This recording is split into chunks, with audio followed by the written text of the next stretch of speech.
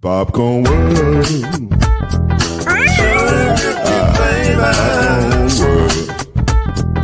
Popcorn World. Yeah.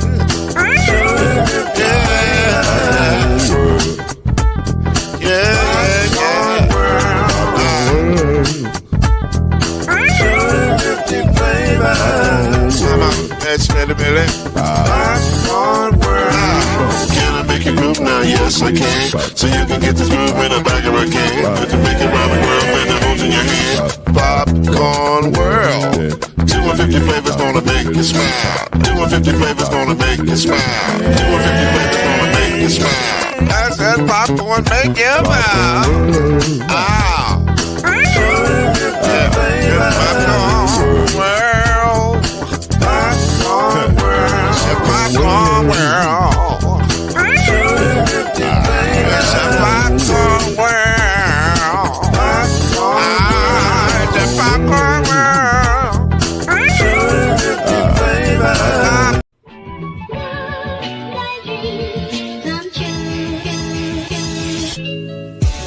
Now it's time for Believe in the ACC with our starting lineup.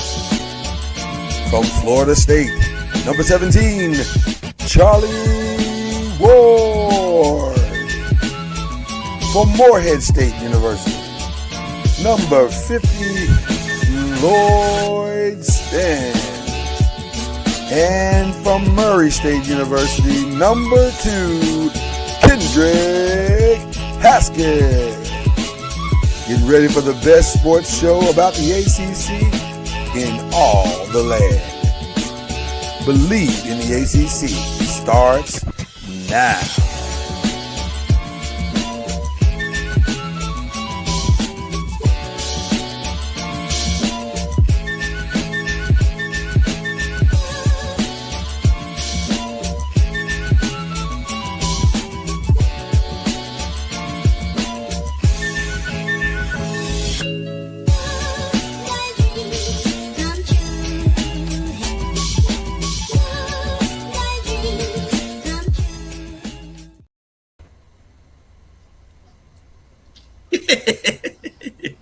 I love it, man. I love it, man. I love it. I love it. I love it. I love it. I love it. It's beginning to look a lot like Christmas, as you can tell by our decorations. We've been decorated for y'all today. Let there be light. Which is cool. My man got the Christmas lights going. Do we have Christmas lights? I don't think we have Christmas lights. I think we just got like stuff to hang on the thing. Well, I mean, there's ornaments. Well, there's some candy canes. We got some candy canes if you need them. But that's about it. Like that's as good as it gets on our end. But yeah. So there you go. Enjoy. You're welcome. Merry Christmas. And also Happy New Year, because this is the last show of 2025. This is it. We, in theory, are taking a break. In theory. Right? Bless you. 2 times. Happy holidays. Happy holidays. So hope you guys enjoyed today. We're going to have a good time because that's what we do here on this show. Okay. This is a mashup. This is our final mashup of the year also. We got a lot to talk about. We want to jump right in because when you have the mashups, there's a lot to talk about. We need to jump right in. We don't even wasting a lot of time. When we return in the year of 2026, year of our Lord. The Lord. In the year of the Lord, there will be a champion, I believe. Look at the calendar, right? Let's see. We'll be off for 2 weeks. So about we'll be close to a champion. We'll be close. We'll have a champion playing in a game. Yes. Yeah, we won't necessarily. Right. Not practice, the game. Right, the game. We'll have a champion in a game ready to do his thing. So, but who deserves is the question. Who deserves to be in that game? That's the real question that we have this morning. So let's start with our own ACC.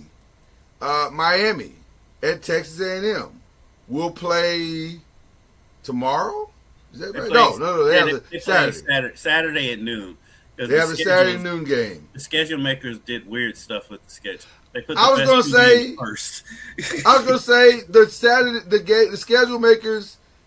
I don't know what they were thinking about because they got this game early in the day, which has got to be. Alabama game is on Friday. Is on Friday, which is state championship week for a lot of people. Oh, we got across. Right, y'all got Kentucky's got theirs out of the way, but I think Texas. By the way, I'll have a shout out for Texas that you guys are gonna be like, wow. I may even show the clip. I'm not even afraid. It's an incredible situation. But yeah, a lot of teams across the United States, high school football is finishing up. So weird night to be having a Friday night game, but I guess you gotta do what you gotta do. Especially probably the best game. Well, I mean, one of the top two games. The top two games are being played first. It will. Those two games will surely in prime time. Yeah. Well, we're calling them blowouts. We don't know. They may not be blowouts. We've already seen the Tulane Ole Miss game, which I am picking Tulane to cover that 17.5-point spread. You're picking the cover. Wow, because of heart. They got heart. Because they don't have talent. They got the heart. They have their coach and the other one doesn't. Oh, also that part. Did we forget to mention that their coaches won't even be there? Or they will be there. They just won't be there after that game.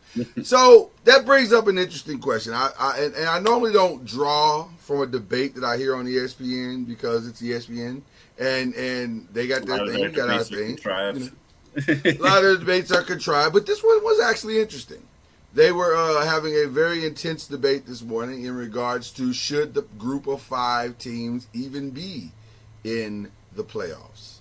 And so I turn to you, Kendrick, first and foremost. Do you think that the group of 5 should even be in the playoffs? Part of me is like, yes, because they deserve money too. And the Power 5 conferences can't hog all the money. And let's be clear, that's what we're really talking about. We're talking about the money. Yes. I know some people try to turn it to the talent. We'll get to that in a second. But at the core of it all is the money. Okay. Yeah. But from a competitive balance standpoint, probably not. Yeah. But, I mean, basketball and football are different because basketball on any given night, somebody can get hot and a mid-major is what we call them in basketball. Mid-major could beat a big-time team. Mm-hmm. It's a little different in football. I mean, could it happen? Yeah, of course, anything can happen.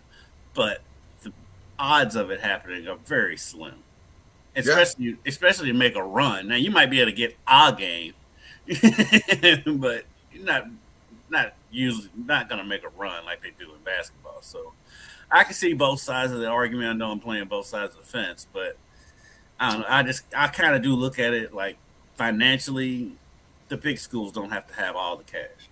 Right. So for me, I get in theory what the NCAA is trying to attempt to do. Parity, building a similar excitement to March Madness. My first initial response to my own question is we're not there yet because it's not a 1-12. It's a 12 playing a game, and that's different than a 1-12. What makes a 1-16 exciting is the David and Goliath factor.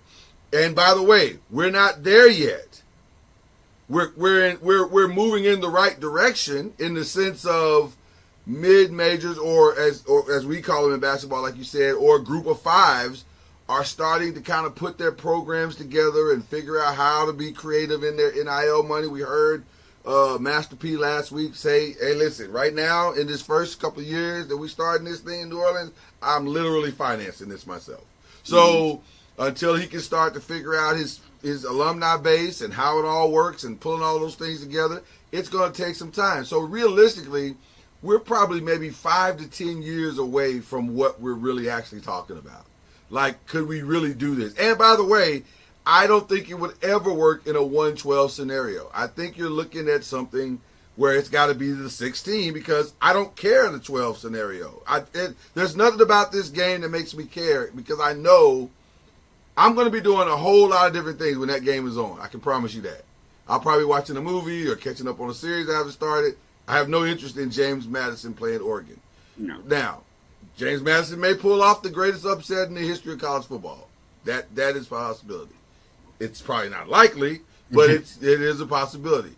But if it was a 1-16 with a really scrappy 16 5 years from now, and also that 16 played his way into the tournament, I might be interested in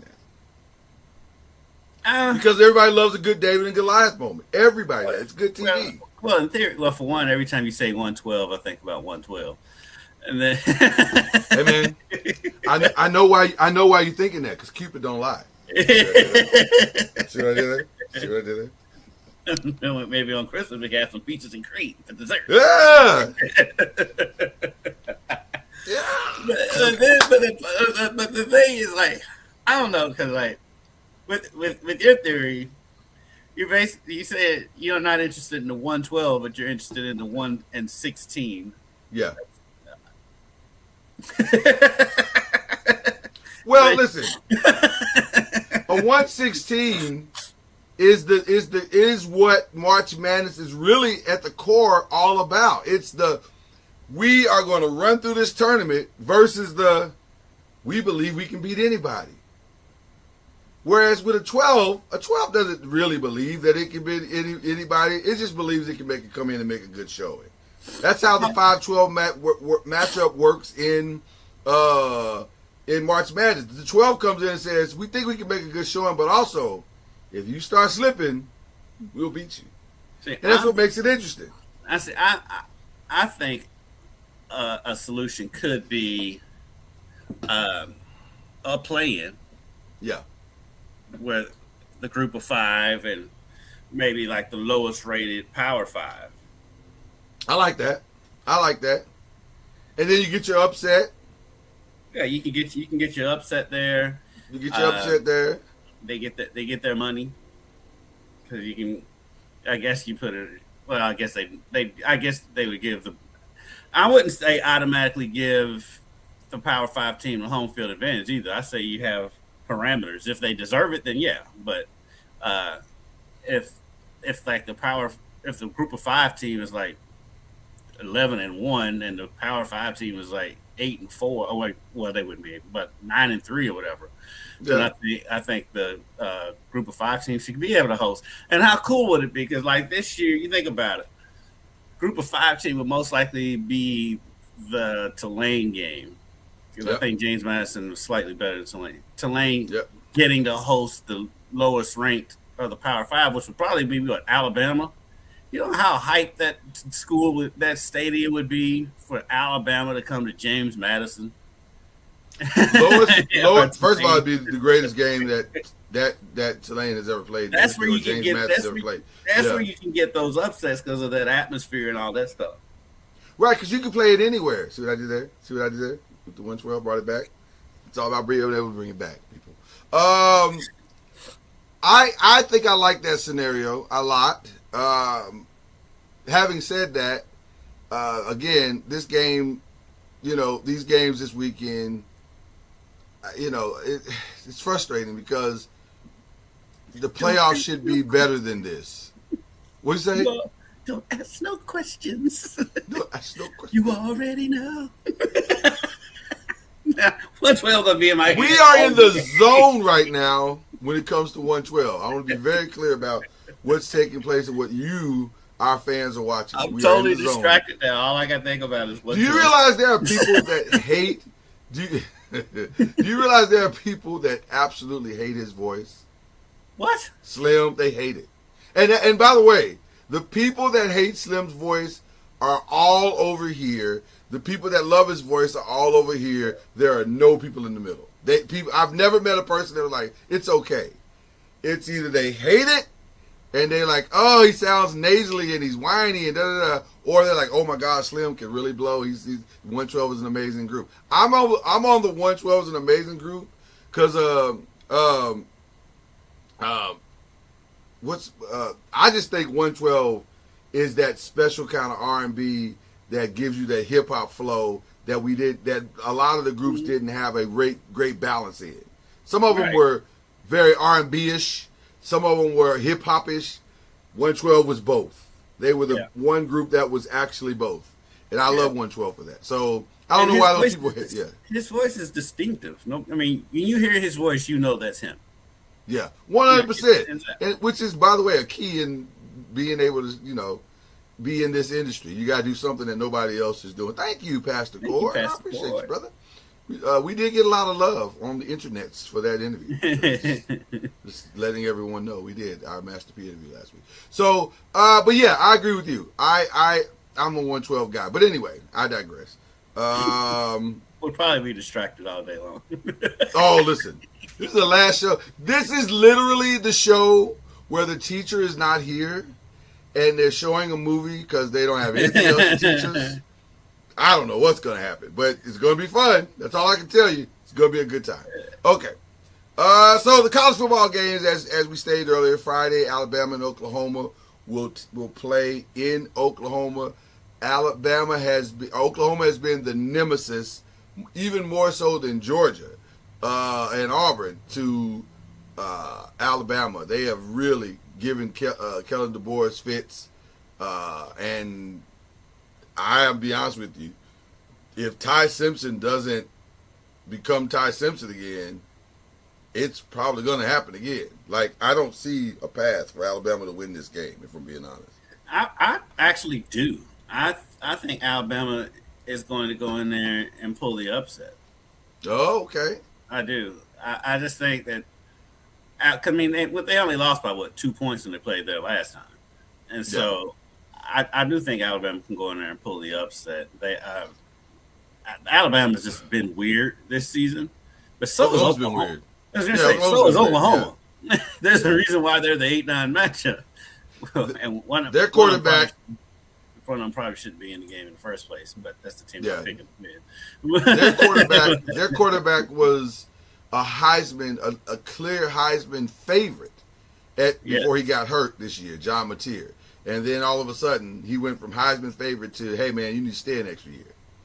Like, it happened, like, overnight. So I don't know what happened and how he fell out of the groove the way he did. I know he had the injury. He got hurt. He had the injury, and he never came back from that injury. He came back from that injury too fast. Well, he did, but also, if it lingered that long, I don't know. It was a weird injury because it's a wrist injury on your throwing hand. So I mean, you're a quarterback. So then I don't know. I feel like they should have set him at least a couple of games. They brought him back too fast. That's what it was. Way too fast. When he came back, he wasn't ready, and the statistics showed it. But as the season progressed, he did get better. I mean, he got better. He was fine. Or he became serviceable. He never got back to what he was, for sure. To me, the biggest question mark in this game, and the biggest question mark probably all season that kind of flew under the radar, is what happened to Ryan Williams, Alabama's receiver. He was all world last year. He began the season on another tear. And then all of a sudden, he's not barely playing. He's not even on the field that much. And then, like that, well, I think he had a couple catches last game. Let me look at his stats in that last game. Well, while you're looking for those stats, that brings me to my next point as it relates to Alabama, Oklahoma. One of the reasons why I'm picking Oklahoma in this game is because I wonder how focused is their coach really. Because he has options. In the SEC championship, Ryan Williams had 2 catches for 33 yards. I'm just saying. And so that brings up a couple of things. Number one, what is the temperature like in that building? Because if your coach, and by the way, the Kellen DeBoer rumors to Michigan have not even come close to dying down. In fact, they are heightened right now, and there is also a reason why Michigan has not even, you haven't heard one name mentioned you heard.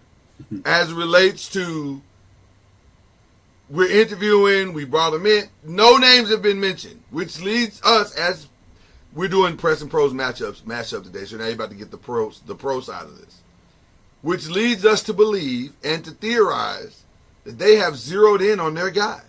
And there are probably conversations now, not conversations in the sense of they've talked to him directly, but hey, agent, if this doesn't work out, he hasn't talked directly. That's because that's their plausible deniability. I haven't talked to anybody. That means it ain't right. But they said to the agent, Ryan Williams did not have a catch against Auburn. That makes no sense. But it also, but if Ryan has checked out, which, believe me, if Kellen is leaving, Ryan's out. I don't know. He ain't getting the ball now. He may stay against in their game before Auburn. Ryan Williams, 1 catch, 25 yards. That's Eastern. I think he's out. Yeah, I think you can't catch the ball in Eastern Illinois. No, I think he's out. I think he's out regardless of who's there. I agree. That's where I'm at with it. And I think he's not alone. I think there are going to be several players that are out. I think Kellen DeBoer probably knows that. Their first game against Oklahoma, Ryan Williams, 3 catches, 45 yards. See, that sounds like a bad year. That doesn't sound like a bad stretch. That sounds like a bad year. Yes, really and truly. I'm just going up from their last game, so continue. I'm just telling you, a guy who we all think is the second best receiver in the country, behind Jeremiah Smith. Well, that's the conversation that I was hearing prior to this season starting. Yeah, against LSU, 0 catches. That doesn't make any sense. Now, he's that double teamed. He's that triple teamed. At this point, he may have been hurt. I'm not sure. I'll give him that I don't know if he was hurt or not at this point. I think he's out.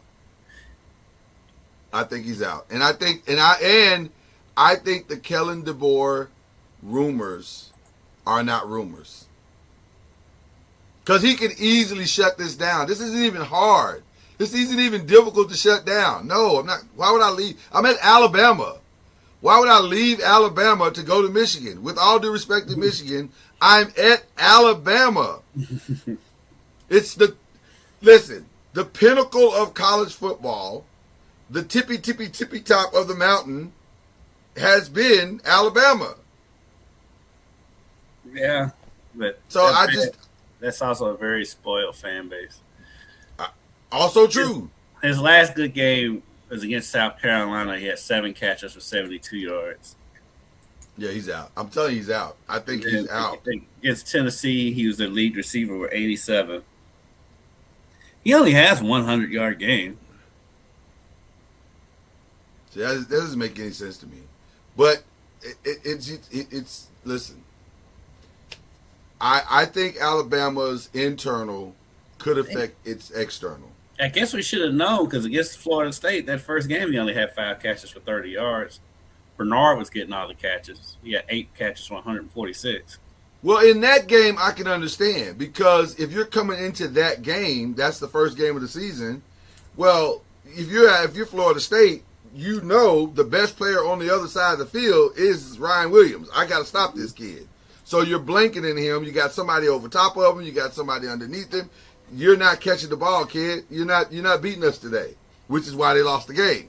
So, and by the way, that's the blueprint for the rest of the season as well. Everybody said, "Oh, all you got to do is just stop Ryan Williams." Cool. That's how they end up with 3 losses. So, but also Ty Simpson wasn't very good after a while. He did not play up to the standard in those 3 games that they lost. So now here we are. I'm telling you, I think the external factors, the off the field factors of Alabama are significantly greater than people think that they are. And it would not surprise me if on Monday of next week, right in the middle of our Christmas celebrations, the gift to Michigan would be a new head coach from Alabama. So there you go. I'm just surprised that Michigan's not going for a Michigan man. Remember, they always, we need a Michigan man. All that nonsense. Yeah, I think they are so over that now. The last Michigan man almost got their wins taken away. So I think, I think at this point they're just like, let's just get the best guy we can get at this point. Let's move on.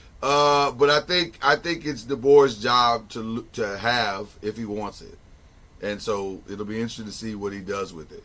The other good game, like Kendrick said, is Miami Texas A&M, and if you want to watch it, you got to get up at noon to watch it, because that's when it's going to be on Saturday morning, noon. Your thoughts on that game, Kendrick? I'm just like, why is this game not the 8 o'clock? But actually, for my schedule on Saturday, it works out grand. I can actually watch it. But, you know, I've got a sneaky feeling Miami's going to win this game.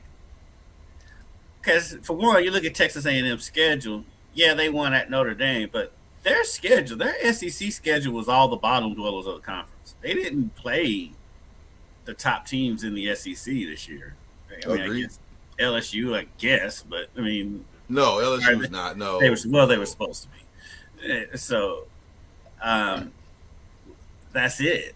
And so, and Miami played well after that SMU game. I think Miami can go in there and sneak this one out, especially because it's a noon game. So it's not. If it was a night game, I would have a little bit more hesitation.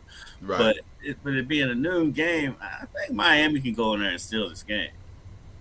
I will say this about that game, and this will be interesting. As much as everybody's going to say the name Carson Beck, and Carson Beck has to do this, and Carson Beck has to do that, Carson Beck definitely has to play better than he has played all season long to win this game. But they got the right guy coming into the game because he's not afraid of SEC defenses. So he's seen it all. He's seen it all, right? But that's not the player that has to play well for them to win this game. The player that has to play well and put pressure on the quarterback for Texas A&M, and they have to keep him in the pocket and make him essentially beat them, is Ruben Bain. Ruben Bain has to be the man-child that we all think that he can be. And so if he can do that, then Miami has a very good shot to win this game. Regardless of whether it's on the road or not. They have a very good... Now, full disclosure, this will be the loudest building that Miami has played in since they played in Louisville. Right? So that game was in Miami. Oh, that game was in Miami. That's right. So this will be the loudest game they played all season. Oh, so, by far. Because I think the biggest stadium Miami played in was 70, and it's their own. Yeah. And A&M's bringing 100. So it's going to be crazy. So can they handle that part of it?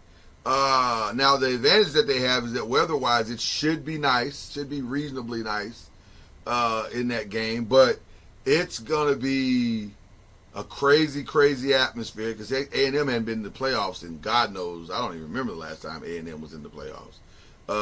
So they've never been in the playoffs. I'm trying to remember. Or BCS. Well, I'm thinking BCS, all of it. I'm trying to what was the last time A&M was even this relevant? And then plus, and then there's the cult down there and all the weird stuff they do.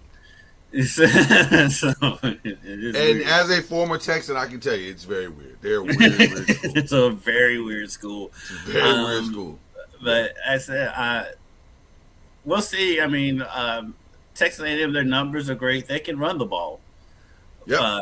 You're gonna have to stop the run and make the quarterback beat you. That's the way you win this game for Miami, which they've shown that they can do that. And so, I'm picking Miami in this game.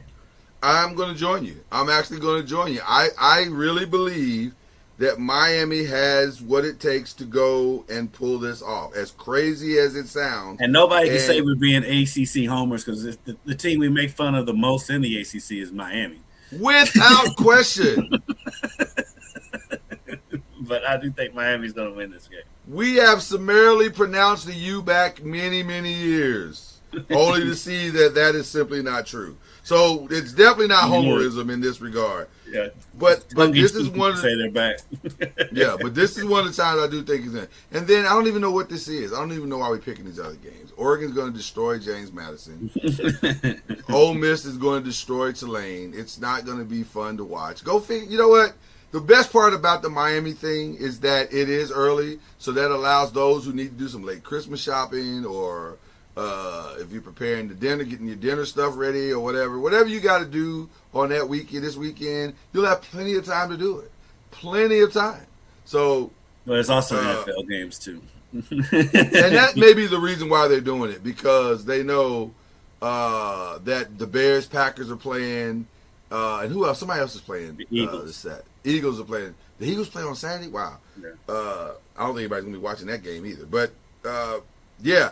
So that'll be an interesting game this weekend as far as Miami, seeing what happens with them. But we digress. Just real quick, an ACC basketball update, if we can do that real quick. Yeah, 'cause we haven't done much basketball yet this season. We haven't done much in the rankings. Duke is number 3 currently. Louisville, a unique loss. It wasn't unique to them, because that's how they've lost both of their games. Well, you know what's interesting? What I'm finding out about Louisville as it relates to on the road is that, because I actually thought they lost this one far different than they lost the first one. This one was clearly about Mikal and what he brings to the offense as it relates to stability. They looked, I don't know how much of the game you got a chance to see, but because Kendrick has been very busy, people, very busy. But they were really offensively unstable the entire game. It was helter-skelter. It was one-on-ones. It was bad ball rotation. It was a lot of weird, uncharacteristic of a team that has been averaging 94 points a game. It was the complete opposite of the way they played. And the only factor that was different was Mikal. He was on the sideline because of his back injury that they didn't know he wouldn't be able to play for. Mikal's kind of been dealing with that back injury all year. I will say, though, it still looked the same as that Arkansas game. The only difference was they came back, and that was Mikal. But I don't think Mikal would have made that big of a difference in this game. I think they may have lost by 10 or 12 rather than 20. But because the reason why they lost is bigger. And I don't even think it has anything to do with the road, because Kelsey's teams were good on the road. They were good last year. It's the bigger teams. That's the Achilles heel of this team. It's teams with size. Arkansas is one of the biggest teams in the country. Tennessee is one of the bigger, stronger physical teams in the country. And that's what the difference is. Because I love Mikal. Mikal, he hasn't played great the last 3 or 4 games anyway. And so, I think that losing him right before tip-off does throw off the game plan, so I'll give him that. But I don't think he makes up a 21-point difference in the score. And the only reason I disagree with that is that as I watched that game, again, the one thing that I thought was interesting, and I agree with you that the physical size is they're finding it very challenging right now. Their bigs are 9. We talked about that before this year started, that their bigs were the X factor in whether they win, they make a significant run to the Final Four, or whether they're out in the first or second round. So, and it's still that. It still is that you're still waiting on Pryor to really kind of catch up to where he needs to be. What's his? Begins with an F. I always mess up his name. Fruit. Yeah. Fruit. I don't know why I want to call him Fruit, but it's Fruit.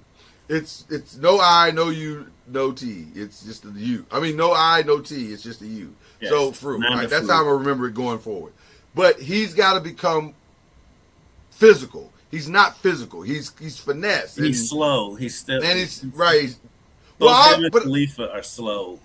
I can almost deal with the slow if he's physical. If you could get strong, yeah. When he's determined to do what he wants to do, he's not that slow. It's just sometimes it takes him a second to think.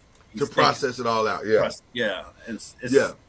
Well, because with Khalifa, he is just slow. So Khalifa's slow. Yeah, he's very slow. He's very slow. And I feel, though, right now, if the big is going to step into that role, it's going to be Pryor or it's going to be Frew, because at least they've shown flashes of it. They need Pryor because Hadley at the 4. I mean, he played the 4 last year out of necessity, and it did work out for the most part. But at the end of the day, he's still only 6'4". He's not a 4. Yeah, he's not a true 4. I think they list him as 6'6", but he's closer to 6'4". Right. And because his game he doesn't look like the same player as he was last year. And I think if Pryor can come back and play the 4, and you can move Hadley back over to the 3, then I think you're doing a lot better. Plus, they need Kanai Roots to show up in bigger games. He's been playing well against some of the lesser opponents. He had a good game against Memphis, but like against Arkansas, against Tennessee, he was basically a no-show. So they need Kanai. He's a sophomore, and he plays like a sophomore, like you used to sophomores play. So you can't get too upset. But they do need him to get a little bit more consistent. But that's also why I say you felt Mikel's absence, because when he's out there, you have to play that offense differently, because you know he can hit that 3 from anywhere whenever he wants. And so now you have to play him straight up, maybe even bring some double teams off his angles.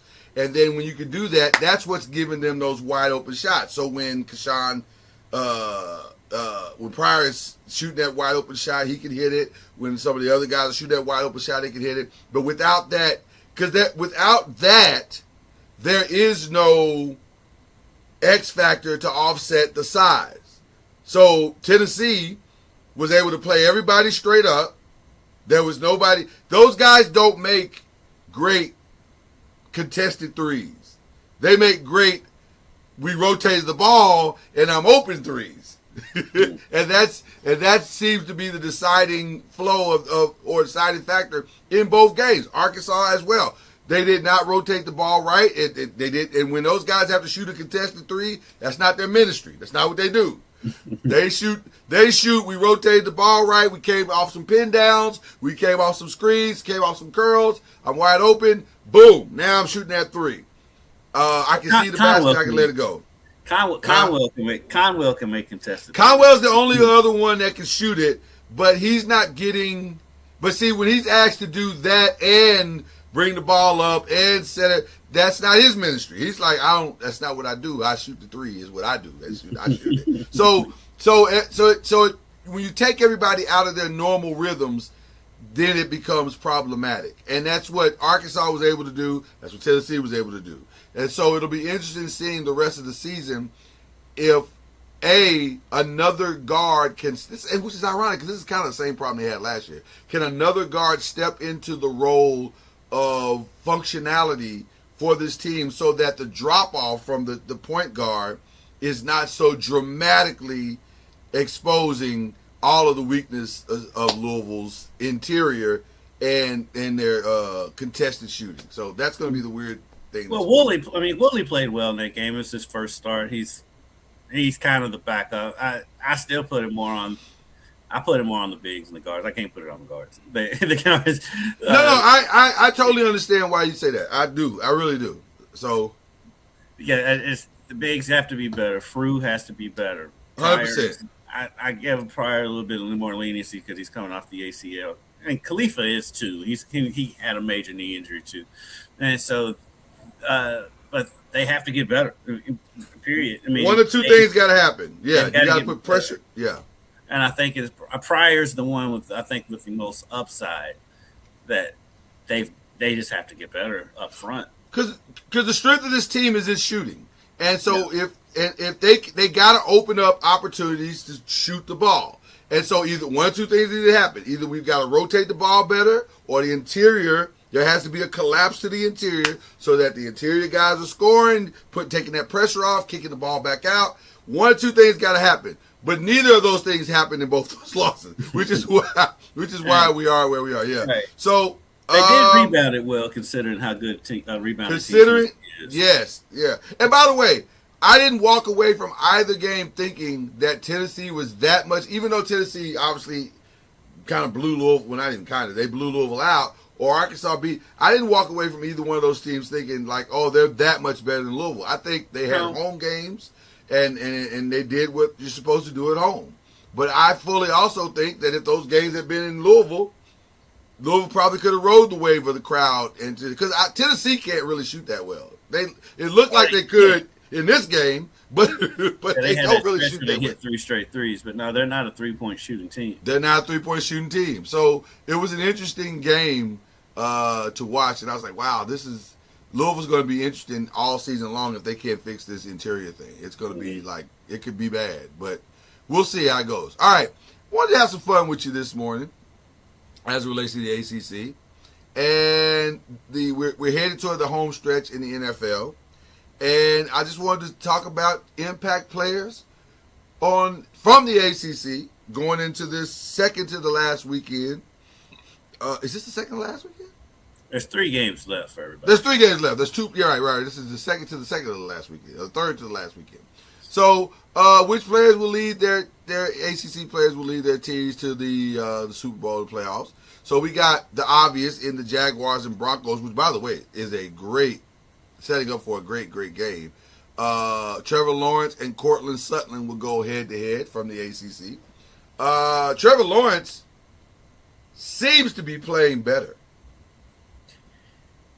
I want to believe it's here to stay. He does this every year where he has a stretch where he plays really well, then he returns to being Trevor Lawrence. Also, I refuse to get excited about him beating the Jets as much as like Dan Orlovsky came on Get Up and like Trevor Lawrence is playing about as well as anybody could ever play. And I'm like, he beat the Jets. Calm down. Right, yeah, that's just like they was hyperventilating about the Eagles beating the Raiders. I'm like, it was the Raiders. Calm down, it was the Raiders, and it was at home. I'm like, calm down, all the way down. Yeah. It's some of the stuff that they do on it because. And I love some of the guys, but like going into that Steelers Dolphins game, and they were like, oh yeah, a lot of them were picking the Dolphins. I'm like, Miami's not won a game when the temperature's under 40 degrees in like 10 years. Why are you picking the Dolphins to win this game? I didn't understand that either. I was like, I'm like Stephen A. I don't agree with Stephen A. on everything, but when he said it's going to be less than 40 degrees. They're going to lose. Right. I agree. I was like, yeah, why are we doing this? Why is this even a segment? This segment could have been wrapped up in 30 seconds. Like, this is. I mean, I get you got to hype it up because it's on your air. I get it. But I'm like, come on, man. You know they're not winning that game. Yeah, I wouldn't. You can't force stuff. And so, to that same point, this game is going to be in cold weather. Jacksonville has to go to Denver. And play Denver, game. You never know what the weather's going to be because as cold as it's been here and where you are, it hasn't been that cold in Denver this year. So well, let's see. Let's find out real quick what the schedule is, what the schedule says weather-wise for Denver this weekend. I mean, it could be cold. I'm not ruling it out, but I'm just saying it hasn't. Right. It hadn't been bone-chilling cold. Oh, you know what? It's going to be a balmy 57. Yeah. Jacksonville may have a chance. Yeah. I give Jacksonville a better. Jacksonville doesn't struggle in the cold weather as much as Miami does. And nobody does. Yeah, Miami's awful. Miami's awful in the cold weather. But Jacksonville, I give them a fighter's chance to win this game. So I'm gonna go with Denver in the game just because I just think Denver's the better team. Denver definitely has the better defense. Like, it's not close on defensively. Listen, I'm just not. It's hard for me to watch Bo Nix play and go. Although I will say this last game was his best game. Mm-hmm. This last game, he threw some passes to make you go, this kid might be figuring it out. He might be starting to figure it out. Now, I don't know if that was because the secondary of I forgot who they played just that fast. They played I'm having an old man moment. The Packers. I don't know if the wind came out of the Packers' sail because Michael went out and whatever. But he played the fourth quarter. He was playing well before that. Right. He threw 4 touchdowns. And a couple of them touchdowns were dimes. They weren't just dink and dunks. They were dimes. He put it right where it needed to be. So now, I'm not completely sold on the Packers secondary. Their front seven is the strength of that team. But it will be interesting to see how the Jaguars respond to Bo Nix. So I don't know. If Bo Nix is starting to turn the corner, then yeah, I agree with you. They are the better team. Bo Nix has just never impressed me, but until this past weekend. But we'll see. I'm gonna go Jaguars, pull it off because they got a lot more to play for. The Jaguars are still really trying to lock up the AFC South. Although I think now that I don't know. The Texans are playing, man. The Texans are balling. Hey, man, the Texans are coming. They're the scariest team in the AFC playoff wise because they kind of flew under the radar. And that defense is probably the best defense in the league. And then CJ Stroud seems like he's starting to come out of whatever fog he was in for half the season. And so, Houston is a scary good team. I've been a big fan of D'Amico the whole time. 100%. I was worried about it because, like, early in the season, I was like, is D'Amico going to keep his job? But it was bad at first. Yeah, they got it turned around. And like I said, that defense, I mean, that's one of those defenses that's like, you're excited when their defense comes on the field. Absolutely. 100%. You're just as excited for the defense as you are their offense. This is an interesting one as well because not so much that the Cowboys are going to, win or anything. I'm not delusional. But I'm saying... Almost made me give you the finger. No, don't give me the finger. That's not necessary. This is Christmas. It's Christmas. You my brother. What makes the game interesting to me is Omarion Hampton. And can they continue to bring him back from the injury that he had? Because when they were at full strength, they looked like the best team in the AFC. And now that they are about to win the West, and let's be clear, they are probably about to win the West. Are they that far ahead of Denver? Well, I don't think they are ahead of Denver at all. But I think Denver's got a 2-game lead on them. Is it a 2-game lead? Okay. So Denver's 12-2. I don't think people realize that Denver is 12-2. 12-2?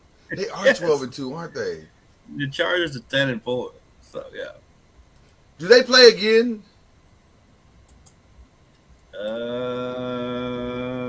You know what? Yes. Yes. They play. Let me use my new split screen.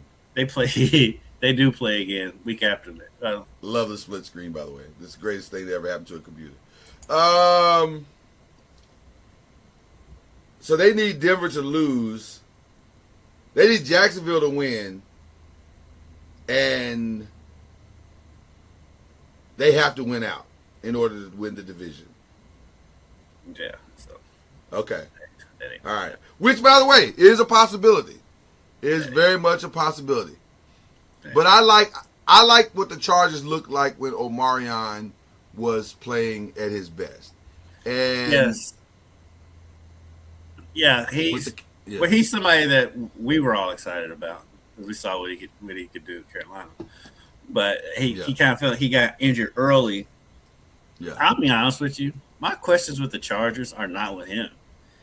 As much as hype as he gets so much hype, and I'm like, this dude disappears a lot.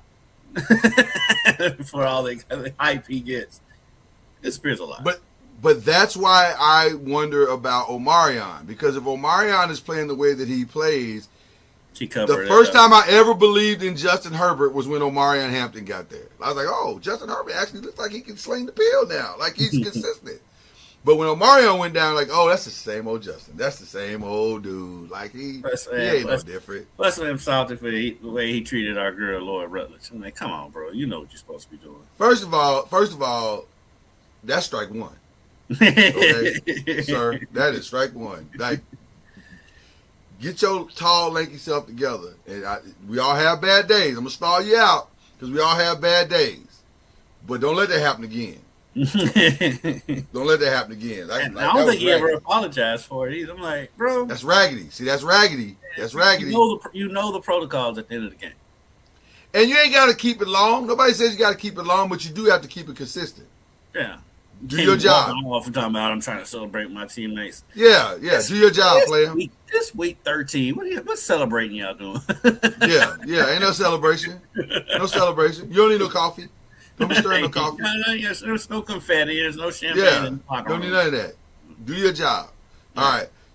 By the way, shout out to the great Brandon Aubrey from Notre Dame, which is not a part of the ACC, but is a part of the ACC.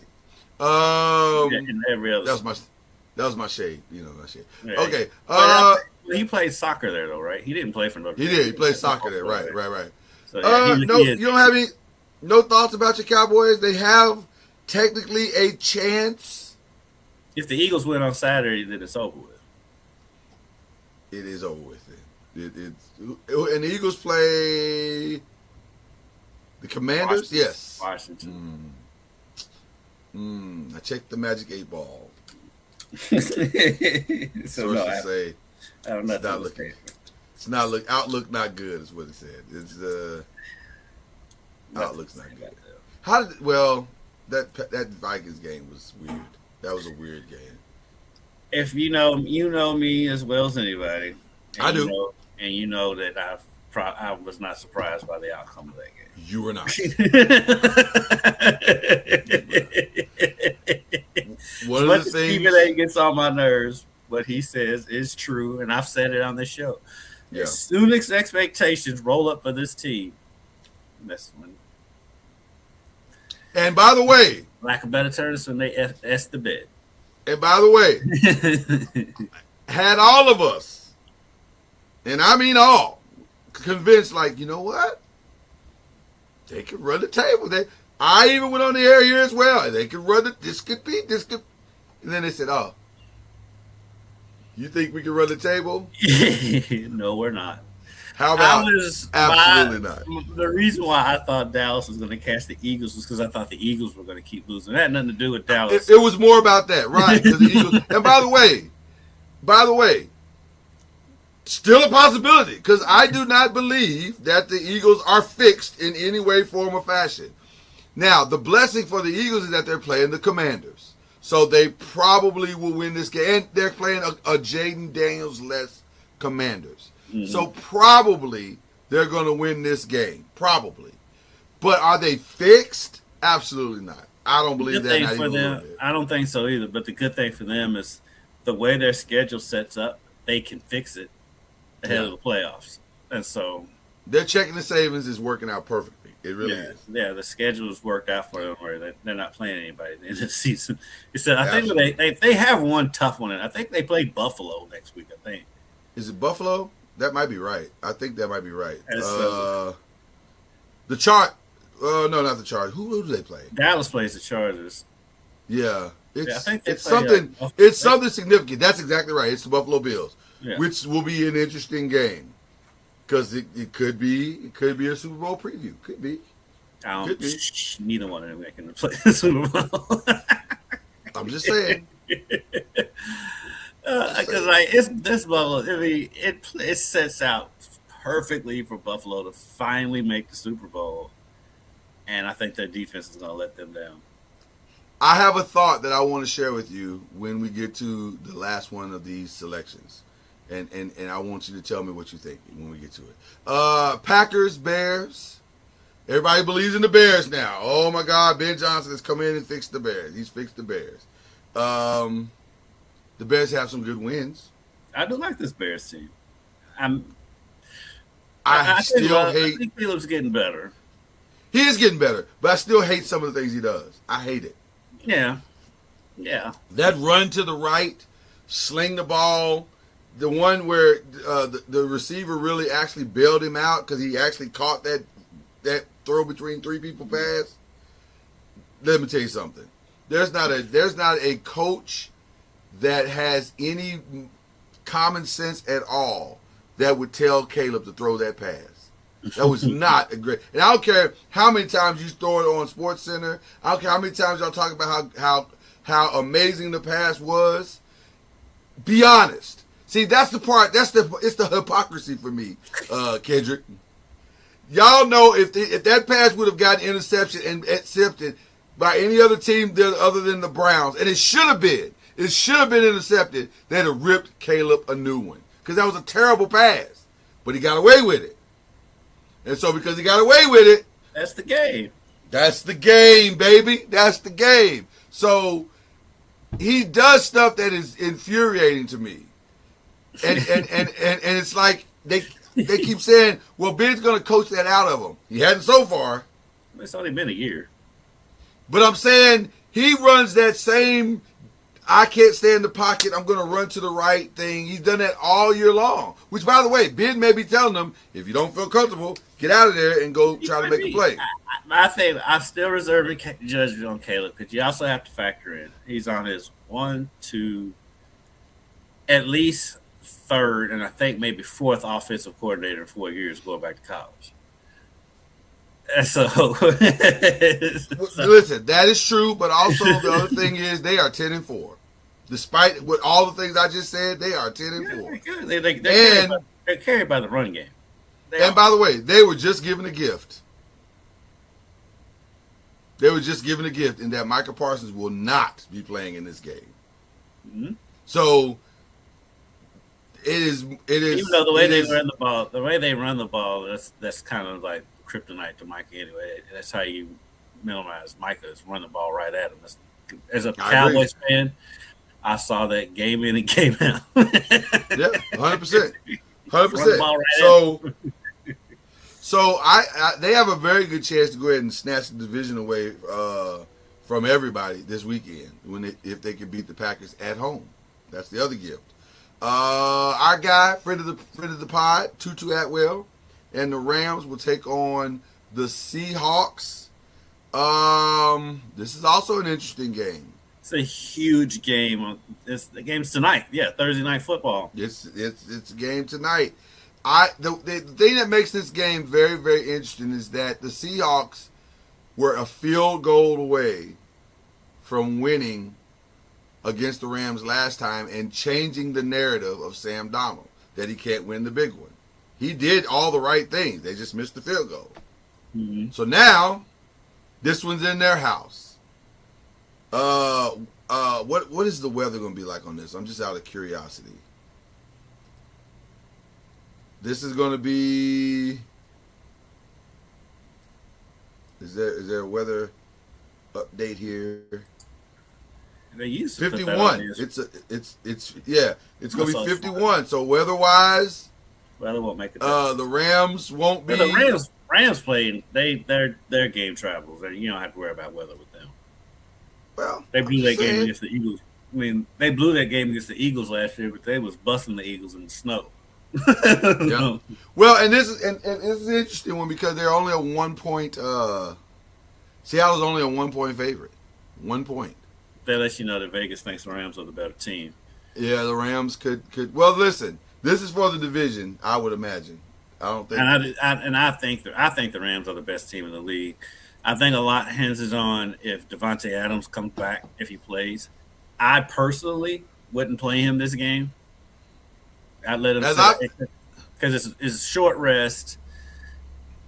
You mean you got to eat this one as much as you want. As much as you want the playoffs to run through your building.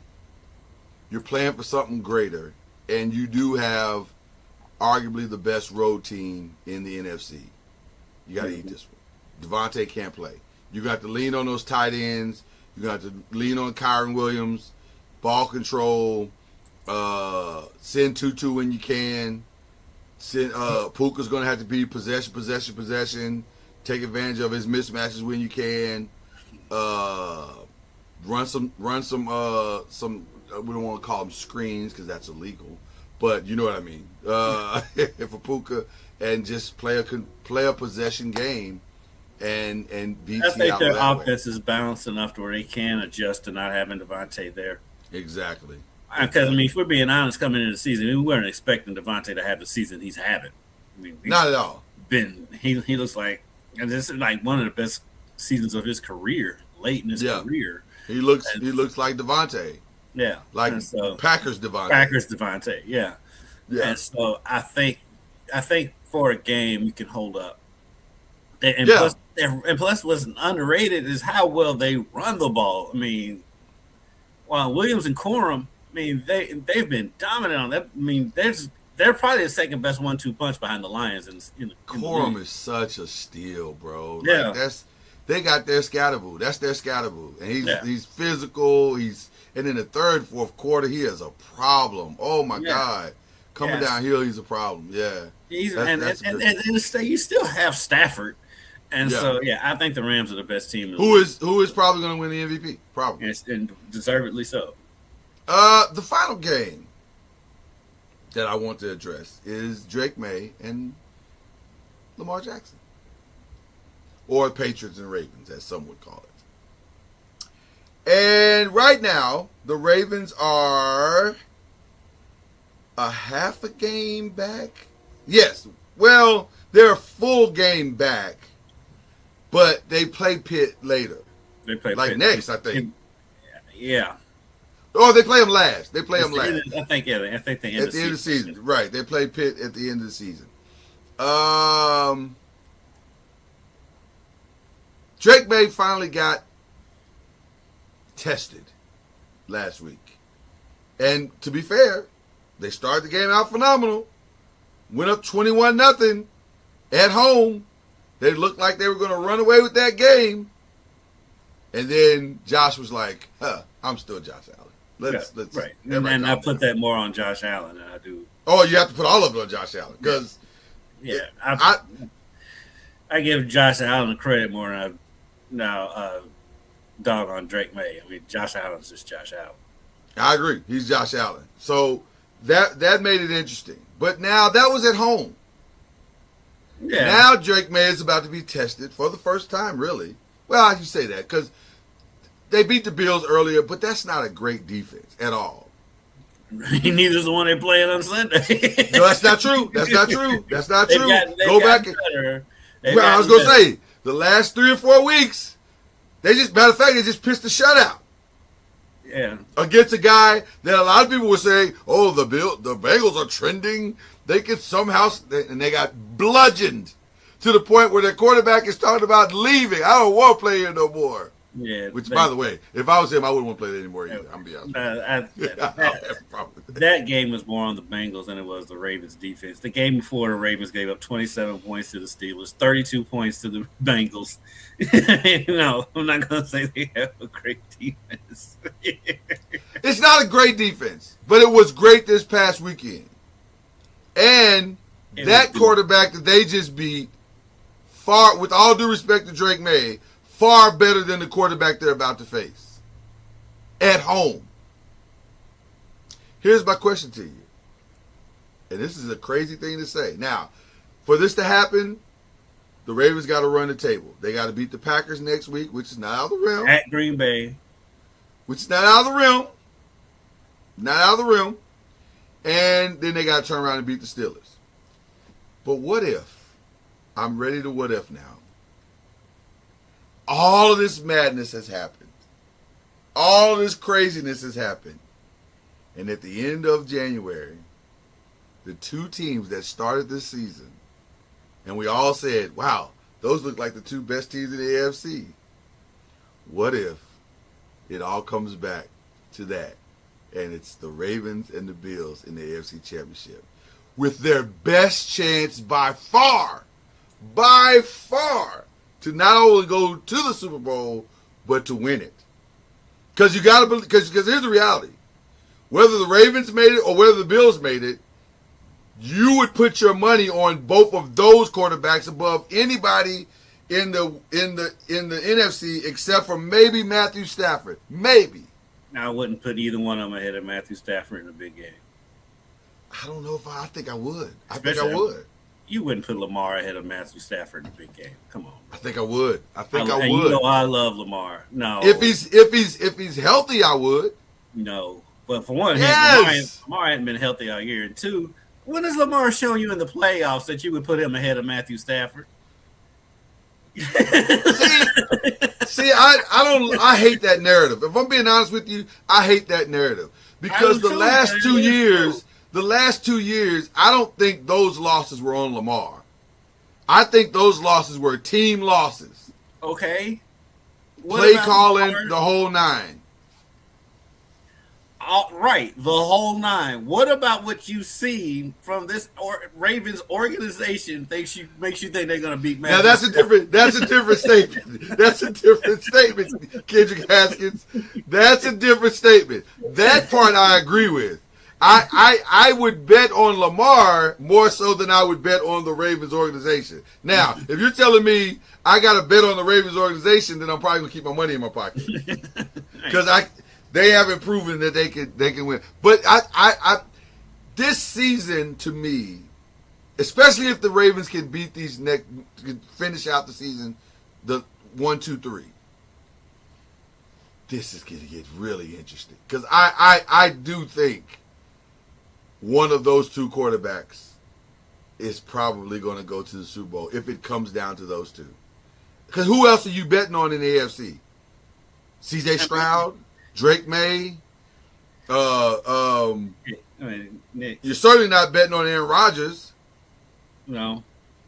The only thing is they both have to go on the road to do it. Okay.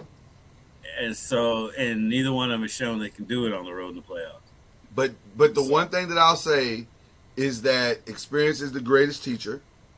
And the most experienced two teams of all the teams that are going to make the playoffs are the Ravens and the Bills. I'm telling you, as crazy as what I just said sounds, and we've watched Denver's defense be dominant all season long.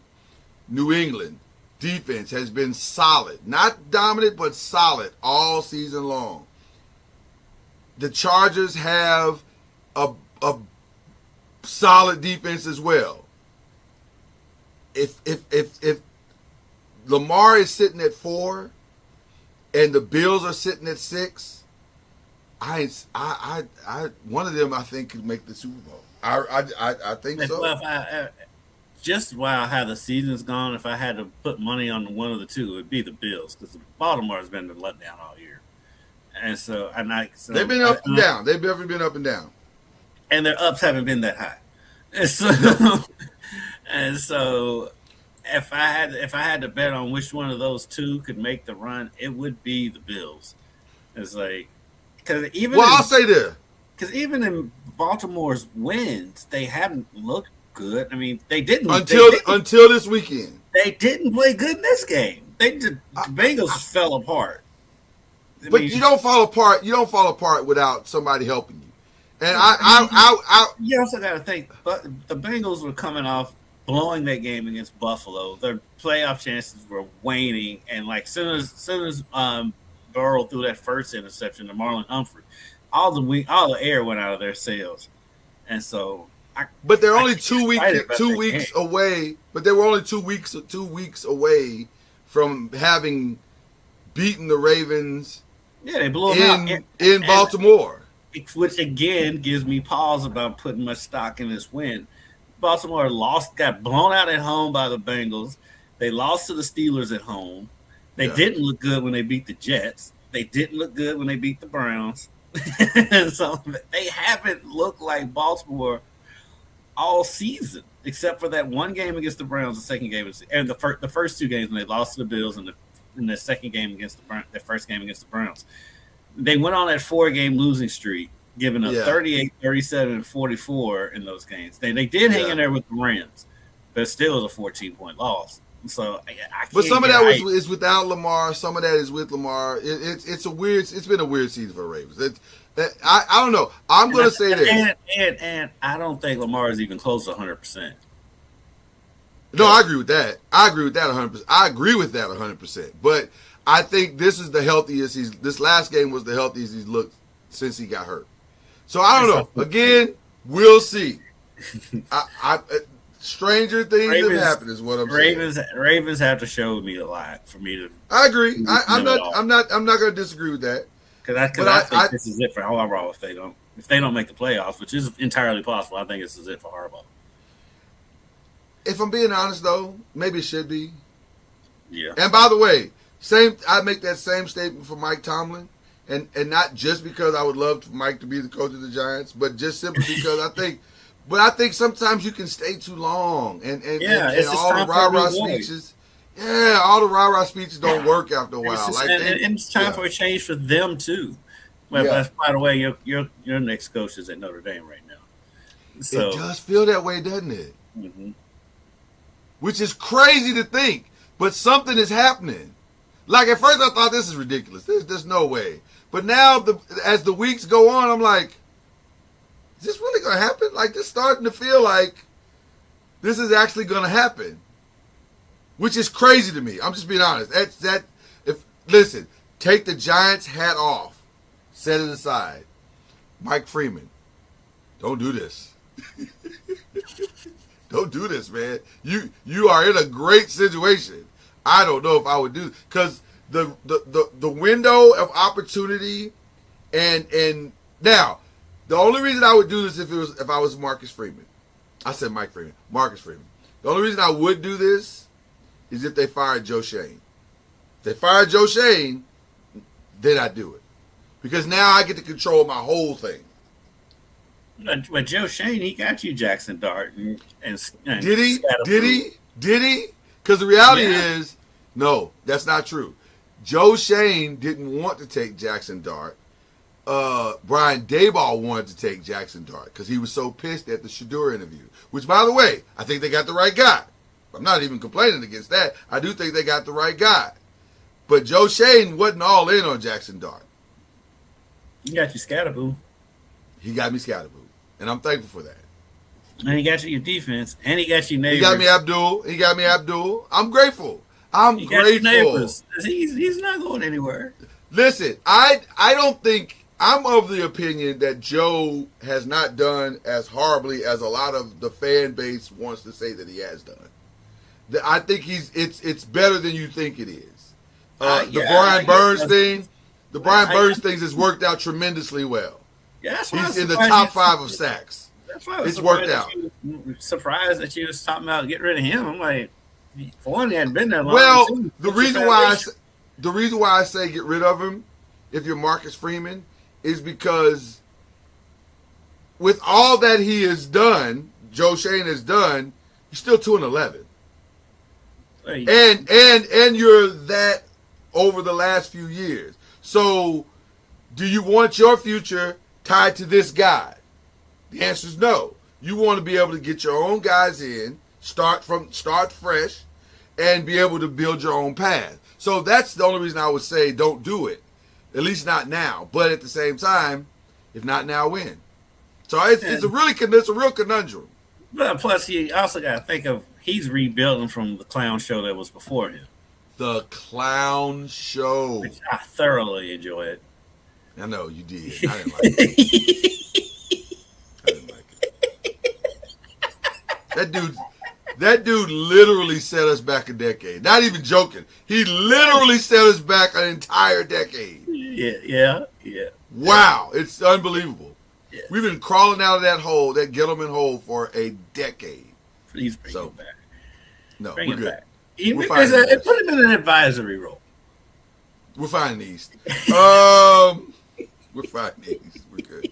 We don't need any more problems over there. All right, so that's all the ACC we got for you guys. We hope you enjoyed that. Switching hats to the Press and Pros. Kendrick, guess what? Yes. We have a champion in the NBA Cup. Yes, we do.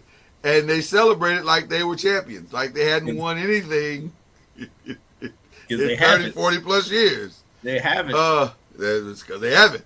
But the Knicks are the new NBA Cup champions. Now, the stat of the week is the one where they said every NBA Cup winner, starting with the Lakers, have all went out in the first round of the NBA playoffs.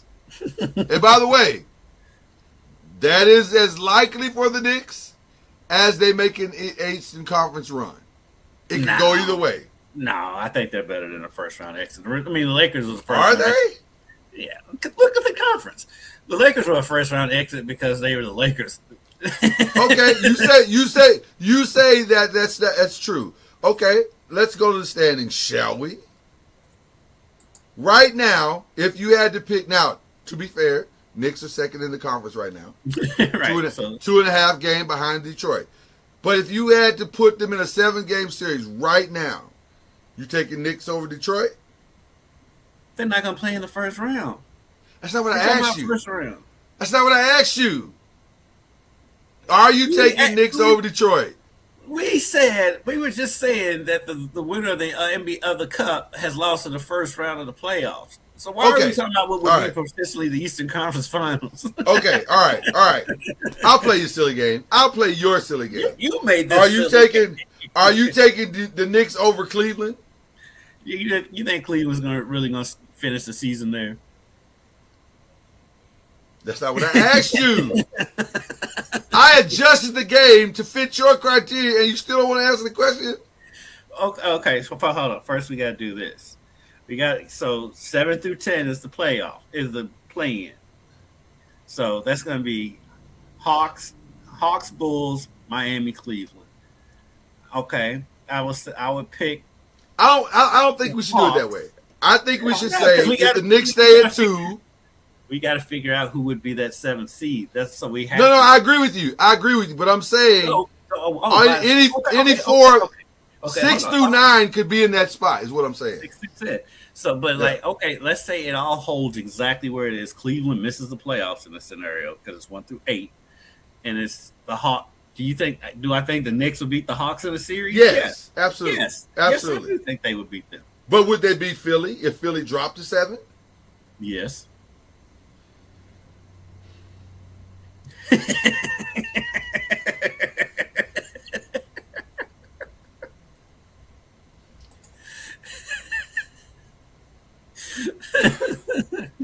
It's interesting.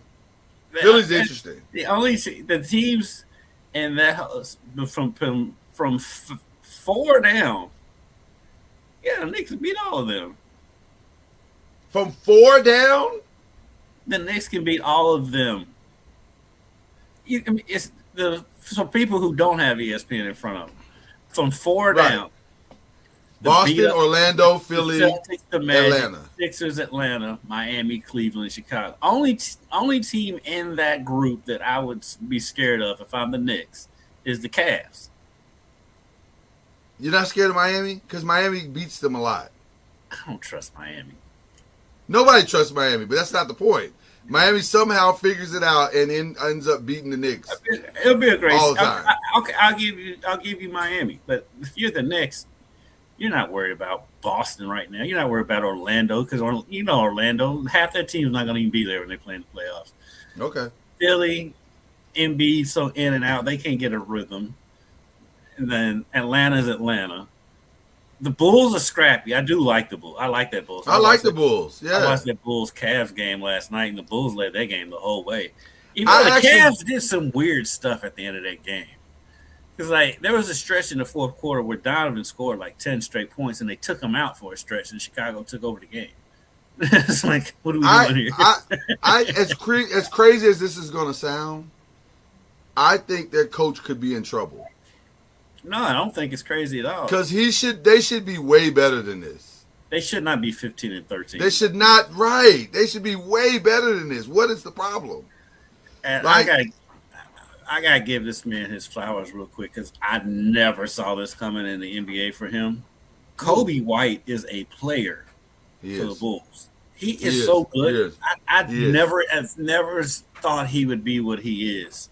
You know what it is? His basketball IQ is way higher than I thought it was. Yes. He's a much smarter, much more efficient player than I thought he was coming out of school. I was like, he's just a dude. He's just a guy that runs fast and can get to the basket sometimes, and that's what I thought he was. Now I'm realizing that's not necessarily true. Those things are true, but also he has, and I don't know if that's just the development of him, because maybe it is, but whatever he has done between the time he left school to now, he has become a very complete player.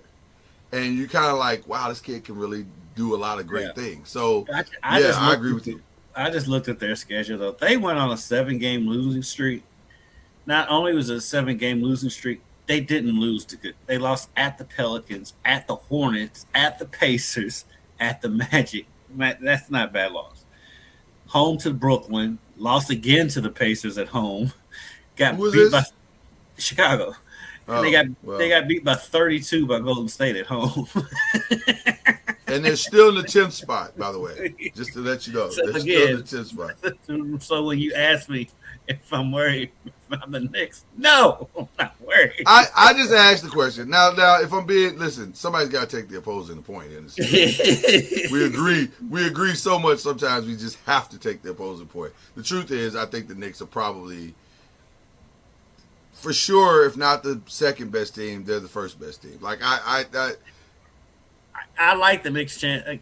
Only reason why I can't pick the Knicks to win the East, because at some point the Knicks will nick. That's the only thing that scares you, because the Knicks will nick. But they looked unnickable this other day. But also, Wembanyama only played 20 minutes. You got to wonder, had he played the whole full 40, I don't know. So it's interesting. The Knicks are very, very interesting. But they did win the cup. They are that. I will give the Knicks that. They are always interesting. They are and always. Fans will always overreact to the smallest. Oh, yeah. Yeah, one of these days we're going to have a conversation about the most delusional fan base. We'll have a full show of delusional fan bases. And we're talking all the way across the board, by the way. Like, not even just basketball. Like, who has the most delusional fan bases? Notre Dame is probably number one. And then Really? Yeah. Notre Dame is number one? Yeah. Notre Dame is number one. Notre Dame is number one. Absolutely not. Because you're trying to say the Cowboys. The Cowboys. Yes! The Cowboys have won since Notre Dame has won. That is true. Now that is true. That is very true. 3 times since Notre Dame. That is very true. That is very true. That part is very true. But also, nobody believes that they're going to win a championship every year more than the Cowboys. Nobody. Notre Dame is right there, dude. Notre Dame. I don't know if it's more than the Cowboys. See, you're looking through your own prism. You are the most balanced Cowboy fan I've ever met. So you can't look through your own prism. I lived in Texas. Nobody is more delusional than the Cowboy fan. They are out of control. So, but also, you could throw the Yankees in there. Yankees.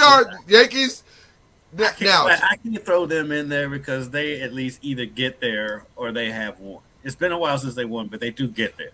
So they do get there. I can't throw them in there. To me, because delusional lets you think teams that think they're going to win that never do. So Dallas is right up there. Notre Dame is up there. The Knicks are up there.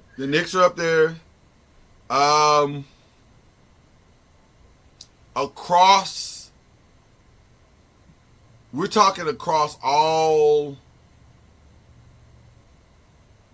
teams, right? You can throw the Islanders in there too if you want to. You really can throw a good chunk of the SEC in there. The SEC. The SEC as a whole. As a whole. Delusional. And you don't even have to stick to college football. You can pick a sport. I'll let them go with that. I'll stall them out last year because they were the best basketball conference last year and they did win the national. They still think they're the best basketball conference this year.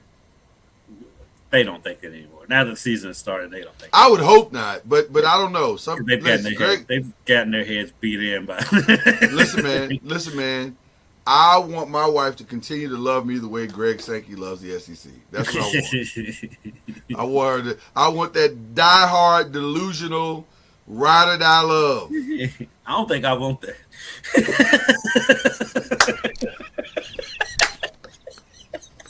I don't think I want that. That's some serious love right there. That's some blind, delusional love right there. That's some you ain't got nothing else going on in your life type of love. It's a scary kind of love. I ain't gonna hold you. It's a scary, scary kind of love. That's a I just want to crawl up in your skin kind of love. It's very intense. Yeah. Yeah. So I don't know, but that's an interesting conversation. We'll have to because I'm sure we're leaving a lot of teams out. We'll have to come back to that one. But I do want to ask you this though. One thing I did discover in this Cup run, Lakers got a serious defensive problem. You just now discovered that. Yeah. You didn't just discover that. Well, here's what I discovered. You're right. Here's what I did discover. I thought their young guys would come faster, and they're not. They're not coming along faster than what. Because here's the interesting part about the Lakers. Lakers can score 130 points, no problem. Problem is, They'll give up the three guys that score the 130 are the defensive problem. Right. And we knew that coming in. So I'm like, why are you there? Well, because I thought Marcus Smart more, although he's been in and out hurt. I thought Vanderbilt, now that he's healthy, would be more, and he has clearly lost the trust of his head coach because he's in and out. Although he played well, that was a weird game. That Suns game was bizarre. I don't know if you saw any of that. I read a lot of it. I didn't see. I wish I could have seen it. And by the way, was not a game that I was going to watch. And somehow stumbled on the last 5 minutes and was like, this is the strangest thing I've ever seen. This was crazy. Dylan Brooks is the clinical definition of an idiot.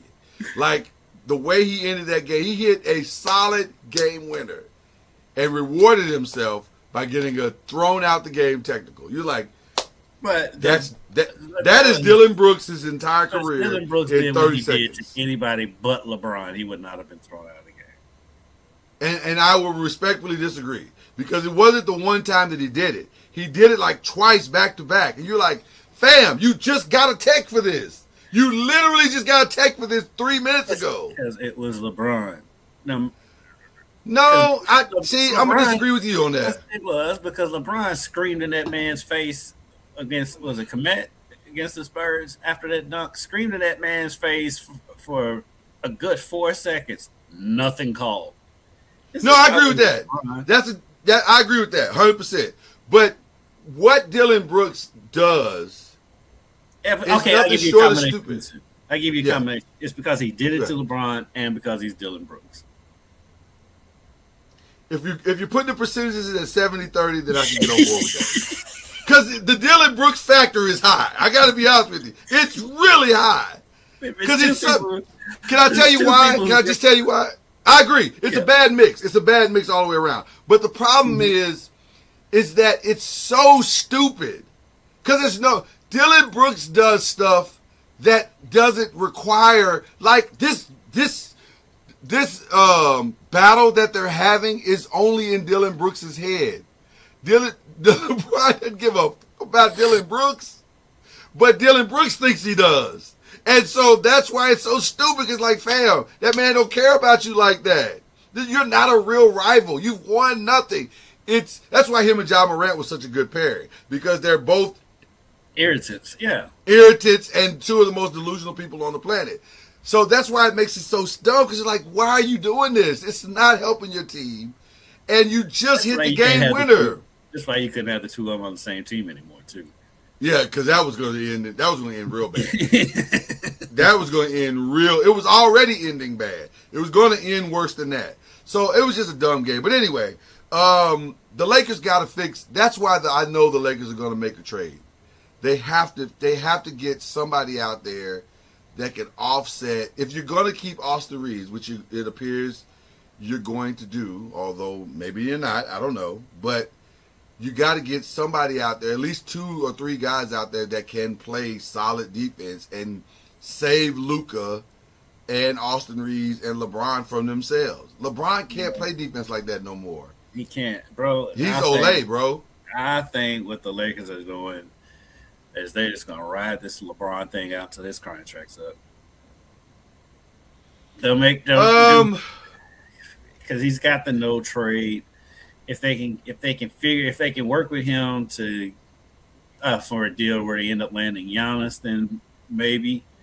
But outside of that, and plus, I don't think the NBA is going to the rest of the league's not gonna play ball, and so I think they just riding this thing out with LeBron until it's over. Well, let me say this. And I can understand him doing it. Yeah, absolutely. Let me say this. The Giannis thing, as much as I enjoy teasing everyone about it, it really does seem way out there. Only for this reason. Only for this reason. I just, like you said, I can't imagine. They don't have nothing to give them. Well, no, I don't agree with that. I think they have pieces to give them. What? Well, okay, okay. Name the team that does have something to give them. I'll wait. Spurs, Thunder, Rockets. The Spurs don't have anything to give them. It's Giannis. It's Giannis. They're resetting no matter who they trade with. They're resetting. The Thunder. That they have something to give them. They definitely have something to give them. Because if they can, but now why would? Well, listen. The only thing better than being a good team is being a great team. So, if the Thunder had any, if they want to be diabolical, they can work it to where the Lakers don't get Giannis no matter what, because they can be like, let me ask you a question. We'll get into this trade just to keep him out of LA. I don't even want to deal with that no more because you just made this really interesting. Chet Holmgren? I'd give up Chet for Giannis. And Isaiah Hartenstein? Why not? You don't have to. You don't have keep to. Isaiah Hartenstein. But I think you got to give up Chet and you got to give up one other player. Picks. You have to. Picks. But you can get no. Picks are coming too. Have you seen some of the trade ideas for Giannis? Yeah, I've seen some of them. It's 3 picks and 2 players, and that's where we're starting. None of them do that. I think the Thunder could make this interesting. That would be interesting. Yes, but the other part of it too is what I'm saying. So hold on one second, because let me say this: as a journalist, that'd be dope. Because now the Lakers are really scrambling to figure out what you're gonna do.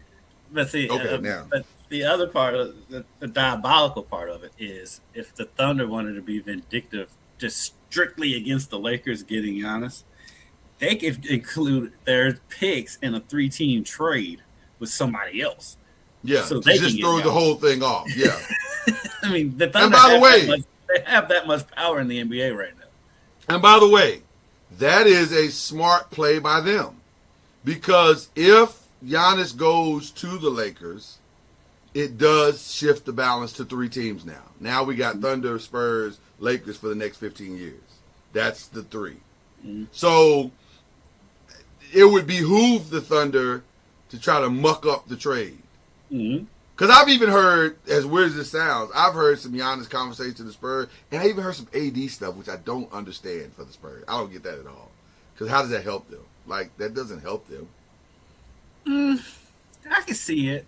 Because AD, all of it depends on AD's health, which is always. But that's my point. I mean, yes, that's always a starting point. But just skill set wise, I can see it working because AD wants to be a 4. He doesn't want to be a 5, and he can step out to where he's not clogging up the lane for Wemby. Now you got 2 guys that can step out. I don't know. It's just weird. I think it works. That works in today's NBA. Yeah, that works because you can go 5 wide. By the way. Does that beat the Thunder? Having 2 guys out there that can't guard the perimeter? They just beat the Thunder the other night without them. But that's because they had guys that could guard the perimeter. Now you got 2 guys out here that are going to get ran around. I wouldn't say Giannis is necessarily. I mean, not Giannis. Wemby's going to necessarily get run around by 5. Ooh. No, he's gonna get ran around by in mismatches. You're gonna put Wemby in some pick and rolls, and now he's got to try to recover, which he can. I mean, he's long. He's that's like right. Yeah, that's like. And then also AD's but then also AD's in pick and rolls, and you can run around him, and he may though. Once he hits the ground, he's out for 5 games. That's just. I can see that lineup working with AD and. I don't love that one. I mean, plus that's part of his AD's age too. So that's the other part. Like, what's the point of that? I can see that working though. But I like as a journalist, I like the Thunder throwing themselves in the mix just to muck it all up. Mm-hmm. That sounds fun to me. Making me But also Thunder, don't do that. Stay out of our business. No, do it. The fan of me says stay out of our business. I want it because this is the mind your own business. This ain't got nothing to do with y'all. Drama. It has everything to do with it. This has nothing to do with you guys. Speaking of problems, Just sit there. what do you think the Warriors? You silly. What is the Warriors' real problem? Is it just that they're old in all the wrong places? They're old and kept getting older by bringing out Al Horford. Yeah, that did not young them up in any way, form, or fashion. When they made that trade, like, what are they doing? Yeah, I was like, that's your splash trade? Like that's your splash signing? Dude that's same age as LeBron? I think the Warriors are running into what happens with all great teams. They keep wanting to hold on to it, and it's time to redirect. I think they need to get out from under Draymond Green. You think it's Draymond is the problem? I don't even necessarily say he's the problem, but I think you need to get up from under it and start rebuilding. And you got to, you got to totally rebuild. Now, you can't get rid of Steph, but you've got to get a clear line of these older guys out of there. And I don't think Draymond's the issue. I think everything around Draymond and Steph is the issue. Like they don't have any player other. And you could say, well, Jimmy, but Jimmy ain't Clay. He don't shoot like Clay. He doesn't get in Steph's way, so it's okay from that perspective. But if you're going to keep a Jimmy, then you got to get better everywhere else. And it's the everywhere else that's the problem. So Jimsky's all right. I do actually like Pajimski. It's like part of it. Not, a lot of it is Golden State is still built like they're built like they were with their championship years, but they don't have a Clay, like you said. They don't have a Clay to bail them out, and it's still what was their Achilles heel then was the bigs, and it's still that, and they don't have the shooting that they had. But here's the other side that we don't talk about enough with Warriors. They don't have a Clay, but they also don't have an Andre Iguodala, right. And they don't have a Sean Marion. They don't have any, and now they don't have a Kevon Livingston. And they don't have a Kevon Looney that can offset some of the other foolish mistakes that are being made. So those four very massive components are the problem. They thought these guys, Kuminga, Moody, Podziemski, would step into those roles, and they haven't. So they need to be honest. If we're being honest, if they would gut those four and find four, like Herb Jones is the name that's floating out there. If they could get a Herb Jones, just like if we could get a Herb Jones, that makes a massive difference to what you're trying to do. If they could get the kid from Sacramento that's a really good defender, I forget his name. His name escapes me right now, but he's a really, really good 3-and-D guy. And he's more D than 3. But if they could get a true defender, Andrew Wiggins type, that would put them maybe back in some conversations. And they got to get now. That's who needs to make the Giannis trade. Oh, by far. But again, who are they gonna give up? Well, it's got to be Kuminga. It's got to be Kuminga, but also that's who needs to call Sam Presti and say, hey, Sam, old boy, remember how we was together? We was balling and we was all cool and stuff. But if I'm Sam Presti, I'm not dealing with anybody in the Western Conference. Absolutely not. I don't want any of you people calling me. Hang up the phone. You're not. We're going to run this thing for the next 20 years. Until Shea is tired, then we will stop winning. And even then, we might not. You know, there's a scenario, as crazy as this is going to sound, about what I'm about to say is going to sound. There's a scenario that potentially the Thunder could get either Damanasti or Boozer in this year's draft. Yeah, well, we talked about it last week. That's wild. That's why I was saying that they could get Giannis without giving up both Holmgren and Hartenstein. They've got those picks. Well, it depends. It depends on the arrogance of the Bucks. The Bucks are going to want to stay competitive. Also, by the way, they're not competitive now. No, I agree. But I'm saying in their mind. So you gotta think. So you're thinking logically. You gotta stop thinking logically. These people are not logical. They think delusionally. They're 11-16 and outside of the play-in. But if you listen to Doc Rivers, we're just a couple of plays away from the playoffs. Well, what else is he gonna say? Exactly.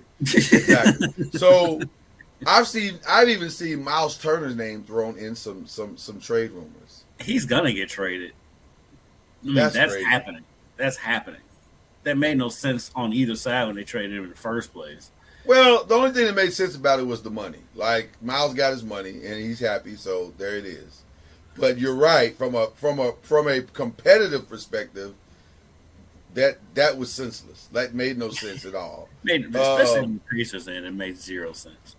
If I'm the two teams that will make the entire second half of the season interesting is Dallas and Milwaukee. What they decide to do will be the dominoes that makes everything else go. And if Lex Luthor in Oklahoma decides to play ball with anybody, if he decides to get involved, then it will be a very the run up to the trade deadline will be extremely interesting. Give you a funny stat that I just realized. Absolutely, I love funny stats. The Pacers have 6 wins. 2 of those wins are 2 of those wins are against the Bulls, who were at the top of the conference to start the season. You're asking me if the Knicks should be worried. I just asked. I have to ask the controversial question. That's what I do. I ask the tough question. It'll be interesting to see. So that's pretty much it. What are the Christmas Day games? Do you remember? By the way, just as a side note, as we get to the other stuff, we're still in NBA, but we're talking other stuff. Do you like what they've done with Inside the NBA TNT for so far? Yeah, it's still the same show. I love No. I'm saying scheduling wise, more so scheduling wise. Do you like what they've done scheduling wise? Yeah, it's been fun. Can I tell you, I love it because it feels like, and I think this is where we're headed, that by the time the finals come, we're going to get Inside the NBA for the finals, which we've never had. Right. Which would be awesome. That's the best part of it. That's the best part. So I love that they're ramping up these guys to be in our face for the best part of what the NBA season is. I don't need them I love them in December and I love them in November. It's awesome because they're just funny and they're amazing. But I would love to see them when it matters the most. Oh God, yeah. Oh God, yeah. That's the best part. That's the best part of the whole deal is that we got. That's the best part. Yeah. But so the Christmas Day slate is incredible. Let's talk about it.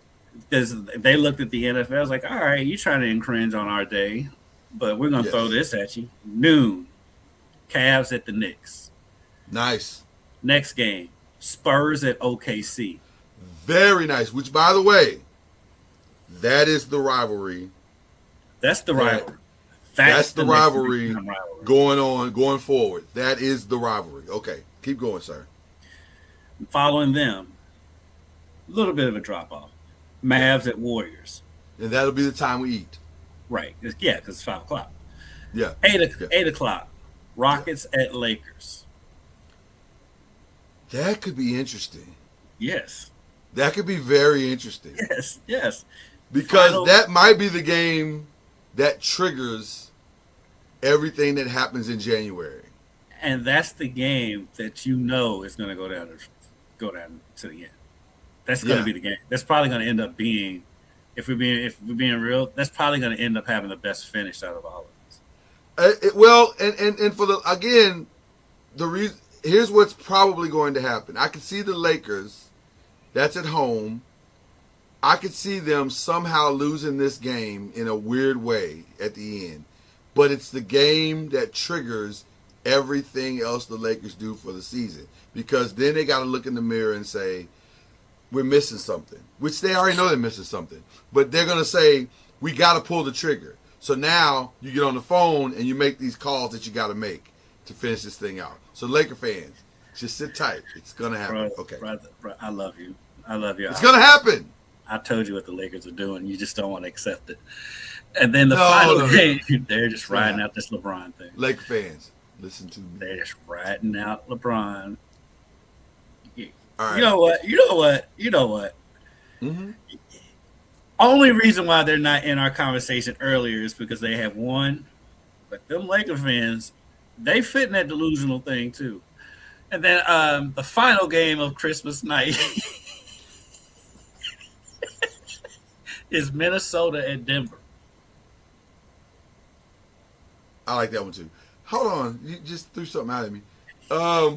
The only reason why you can't fall totally into that is because they have won so much. But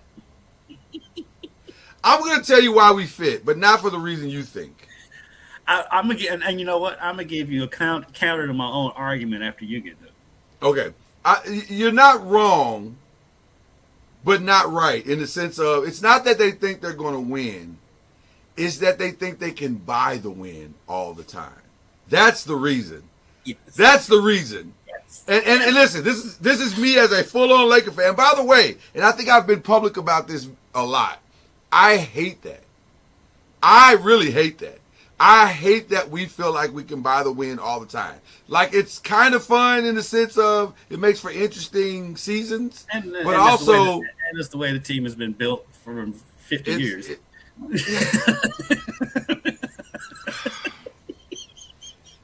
Yes and no. Yes and no.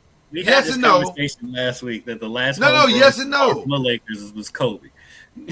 And he's the only one since Magic and James.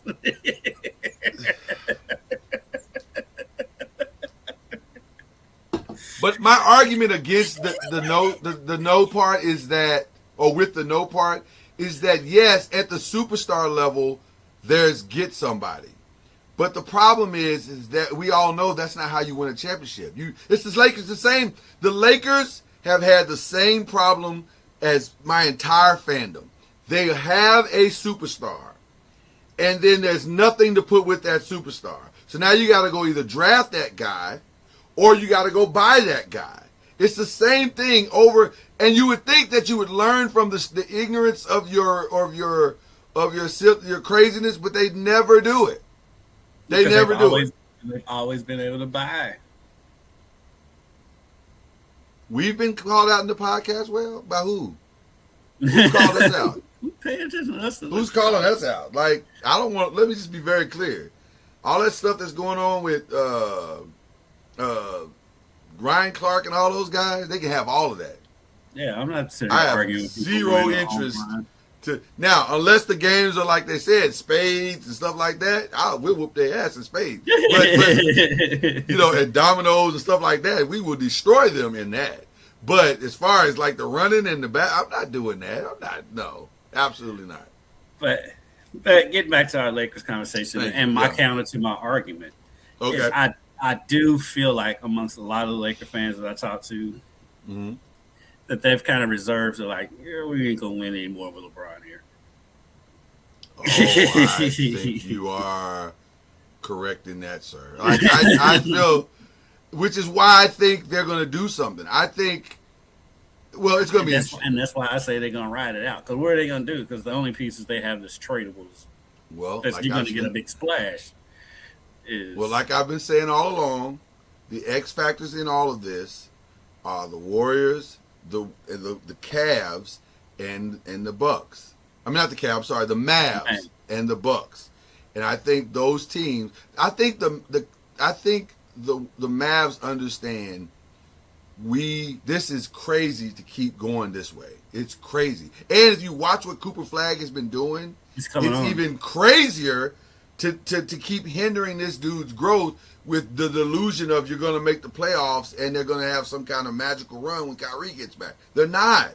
So why not just sell it all off, build around this kid, do a deal with OKC. Maybe they'll get in a deal with you, give you one of them mini draft picks that they have, and you get some stuff back. Like, you just got to stop fooling yourself. Sometimes you got to be honest with yourself. Yeah, and I'm gonna go ahead and take the L because I kept saying they're gonna end up with the better end of that trade. They didn't. Yeah, that's done. Because I think, I do think they're gonna end up trading AD. I don't think they're gonna keep AD or Clay. I don't even count Clay in there. No disrespect to Clay, he plays a role player at this point. But I think AD. Because they'll get the most for AD of anybody they trade. Yes. And I just don't see that lasting through the trade deadline. No. I think they got to just sell it all off. But I feel the same way about the Bucks. What are you waiting for? Because if you keep mucking around with this dude's going to force your hand, and now you're really stuck. Because now everybody knows that you're trying to force his hand. So, I think the Bucks are kind of just waiting until the trade deadline to get the best deal. I think they are. They're going to try to wait as long as they can, but I don't know how advantageous that is, especially if all the signs. But see, for the Lakers, again, the Lakers' real problem is not getting Giannis. The Lakers' real problem is deciding what to do with Austin Reeves. Do you want to pay this guy who has clearly earned a $200 million contract? Do you want to be the one to pay him that contract? And the answer probably is no. Because while he is a great offensive scorer, he's the third scorer on any championship team at best. And you're paying your third scorer $200 million and he can't defend anybody? That makes no sense. So you got to do something. You are correct. Yeah, you got to do something. They've got to do something. I mean, I'm not saying that they waiting out LeBron is their best plan. Is their plan for it? But I think it might be because nobody's going to play ball, and so I think you hold on to Austin Reeves through the season at least because he is a fan favorite. He is your second best player, but I mean, and you basically said it, you're not winning a championship with Austin Reeves as your second best player, and so I think the conundrum is, do you keep this guy that's homegrown, the fan loves, he's putting up numbers, or do you go ahead and let him go, trade him, get the most you can for him, because he's probably your most valuable asset that you can trade, that you can trade. LeBron's the most valuable asset, but he's got no trade, so you've really basically handcuffed for him, and you're not going to trade Luka, of course. And so he's your best option to trade. Do you go ahead and trade him, get the most you can to start building around Luka going forward and preparing for LeBron to be gone? I think the Lakers are, even though in the standings they look closer, I think the Lakers are a good ways away from a finals. Well, the interesting part about where they are, yeah. Well, well, here's the problem. It's OKC, and then it's the field. Like, OKC is so far. We didn't realize it at the time, but now we are starting to understand. OKC is 4 years ahead of everybody. Mm-hmm. Literally 4 years ahead of everybody. Mm-hmm. And so because of that, if there was no OKC, then you would say the best possibilities for a championship are probably Denver, Lakers, Spurs. Mm-hmm. But because there is an OKC, there is no possibilities for championships unless people make significant trades. I think I might put a healthy Minnesota ahead of the Lakers. I would not. And I would put the Rockets ahead of the Lakers too. No team featuring Rudy Gobert at the 5 is going to win a title ever. I'm not saying they win. I said I put them ahead of the Lakers. I would not. For what? Because you're not winning the title playing 4-on-5. I'm not talking about a title. I'm talking about who has the best chance of winning. I put Minnesota ahead of the Lakers. I would not. I put the Rockets ahead of the Lakers. I would put the Rockets next to the Lakers. No, dude. I'd put the Rockets next to the Lakers because of Alfred Sengun. Right. I agree with that. Yes, and then you still throwing KD in there, and so and Thompson. Those three, their big three, which is not even considered a big three, is better than the Lakers starting 5.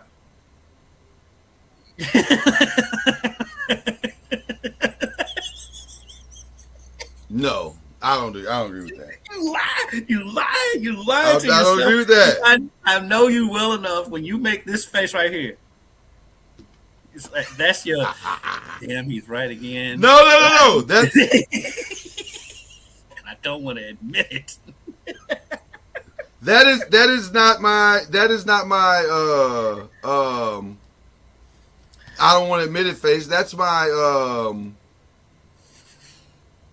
hold on. Because you saw the message I saw. That's my I don't think it's as far away as you think it is, face. I didn't say it was a wide gulf. Yeah, that's what I'm saying. So I'm saying if Rockets and the Lakers play in a 7-game series, I'm taking the Rockets. And I don't even think it'll go 7. no, I don't know if that's true. Because they don't have a point guard. And That matters. You gotta have a point guard. for one, Reed Shepherd has made a huge leap like I thought he would. And so the drop off between Austin Reeves and Reed Shepherd is not as big of a gulf as you think it is.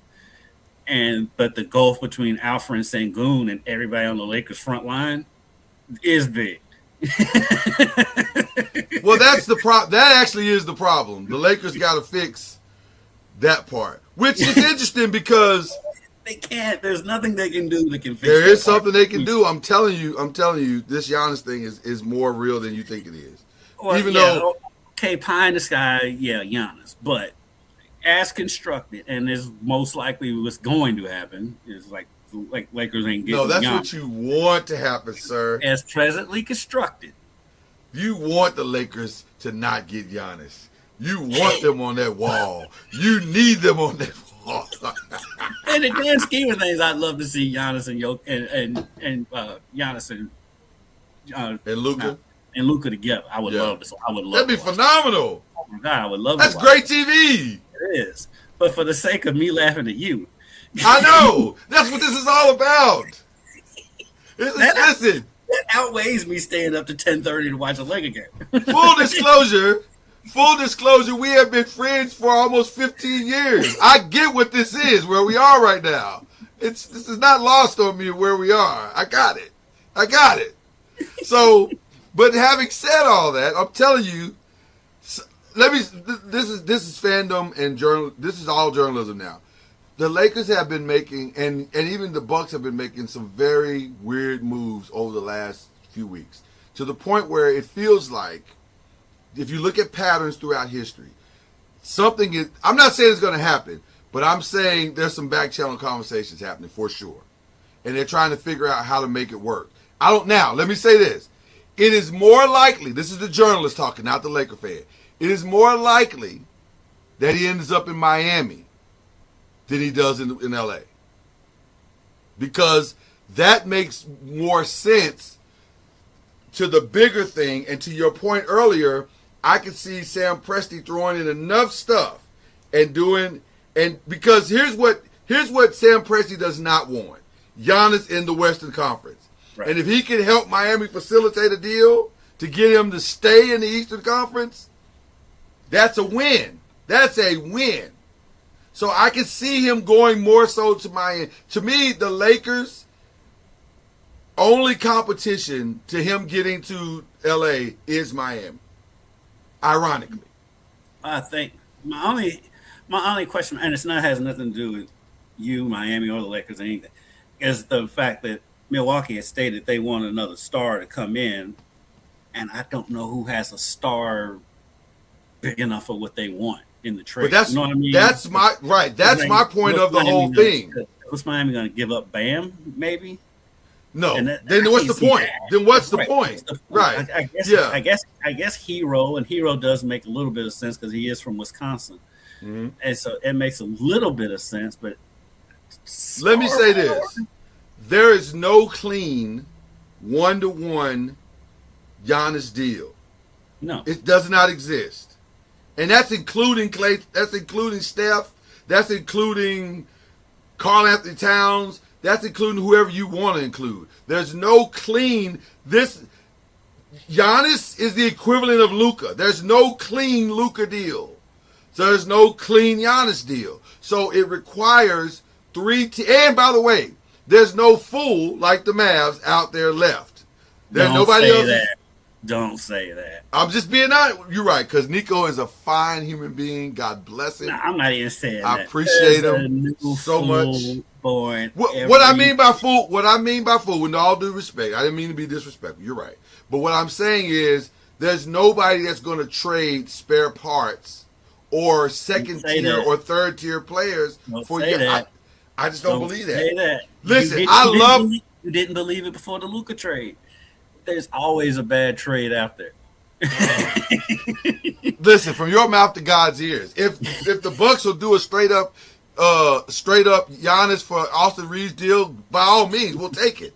But I don't think that's realistic. I think it's a 3-team deal at best. You know a goofy trade I can see? What's that? Giannis to Philly for Embiid.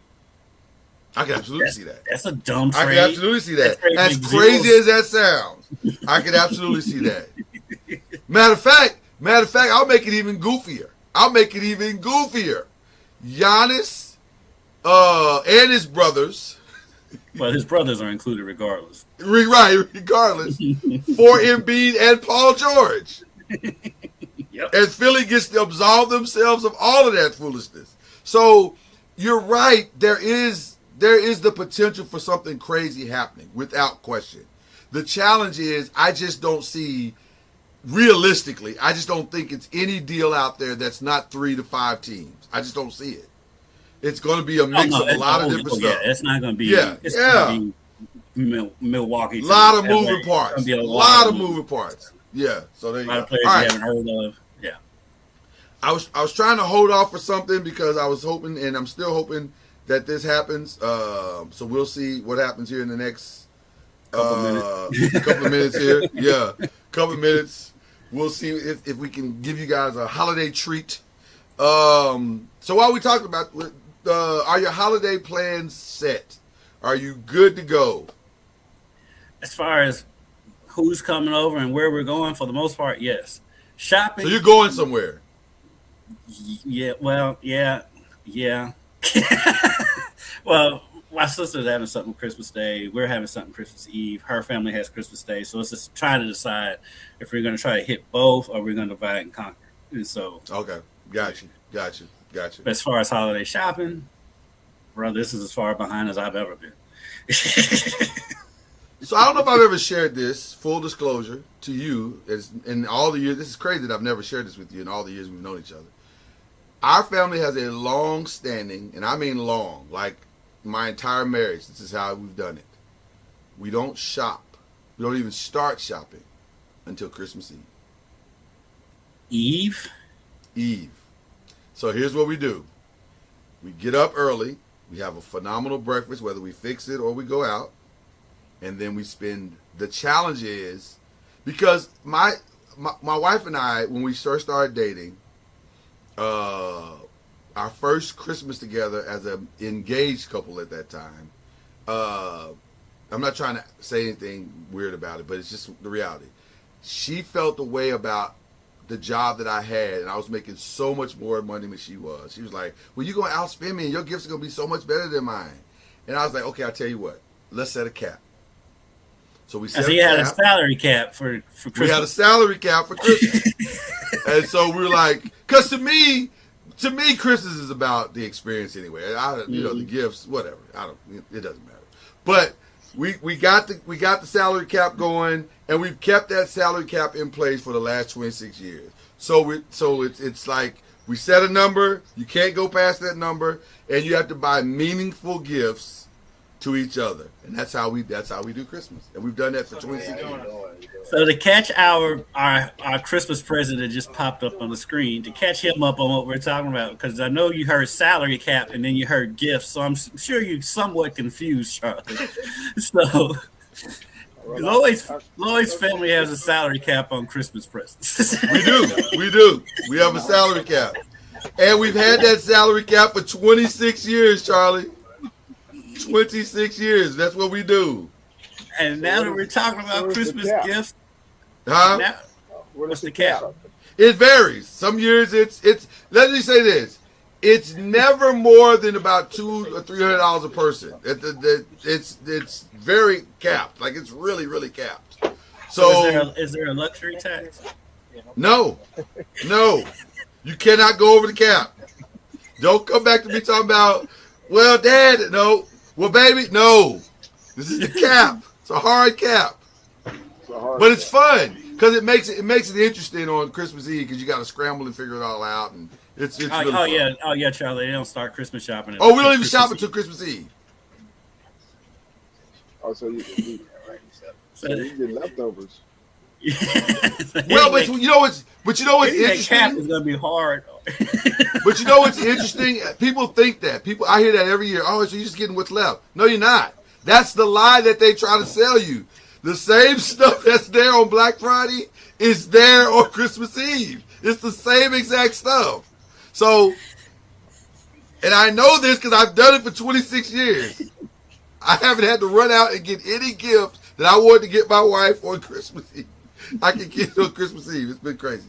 Now, to be fair, I've run over the cap a couple of times for my wife because it's my wife. It's my boo thing. I gotta get, happy wife, happy life. You know that. I will say this though. In order to get that hoodie that Charlie has on, you won't get it before Christmas. Absolutely not. Absolutely not. And let me say this: shout out to the Rattlers because it's coming together. Big win last night. Was it last night? Was that last night? Yes, big win last night. Listen, the Rattlers are coming. They're coming, man. And coming in the mail for me is that hoodie as soon as we get off here and I get on FedEx. That hoodie is. Can we take a moment to appreciate that hoodie? Because I have 2 hats that are perfect for that hoodie. Just FYI, Charlie. I just need you to understand. If I put that hoodie with my 2 hats that I have right over there, makes for a great winner. Is what I'm trying to say. So this is a team special. That means the team has it right now. But so that means that's going to be our Christmas presents from I'm Team FAMU, baby. I'm Team FAMU, baby. I am Team FAMU. I can take this hoodie off right now. I'll take this Lakers stuff off right now. He said he'll send us the link. The link, boy. You know what? It'd be your own people. It'd be your own people. Now, see that one he got on is nice. Appreciate you. Thank you. Do you see the one behind him? That's nice too. I can rock with that one. See, I consider the link as a Christmas present. If it's just a link where I'm picking out my size, yeah. That's how Christmas gifts work. Is there a cap? Is there a cap on these gifts that you give us? Is that what you're trying to tell us? Is that what you're telling us, Charlie? Yeah, I like that idea though. Capping the Christmas gifts. I mean, that's beautiful what we thing, did. Charlie. When our family, we used to do the white elephant thing, so we did put a cap on that. So yeah. Charlie, it's a beautiful thing, and it makes people have to get you a gift with thought, which is kind of my pet peeve with gifts. Because I'm tired as a father getting gifts where you have no thought. You just bought me some random thing. Put some thought in this thing. Jesus. But if you're waiting until Christmas Eve, how much thought do you have? Because if you're getting it at Christmas Eve, you're getting what's left. I'm telling you, Charlie, that's the misnomer. That's not true. There's a lot of stuff to get. You just gotta, but I want you, because normally we don't just go to one store too. Normally we go to like an outlet mall, or it's a lot of options. It's way more options than you think it is. So what kind way of more options than you think it is. Huh? The thought is to go out and get the gift. And then the thought is, who am I as a person? What do you think I really, really need, or what do you think is going to mean something to me, and vice versa. So that's the thought. That's the thought that we're putting into it. It's fun. I've enjoyed it. It's been great. I'm so glad Charlie made time for us this morning. I am too. And I'm also grateful that he's so generous that he's going to get us these hoodies. But locked in. You locked in now. See what I did there? See what I did there? Yeah. It's visual evidence of what we've been talking about. Even though Charlie hasn't said one word.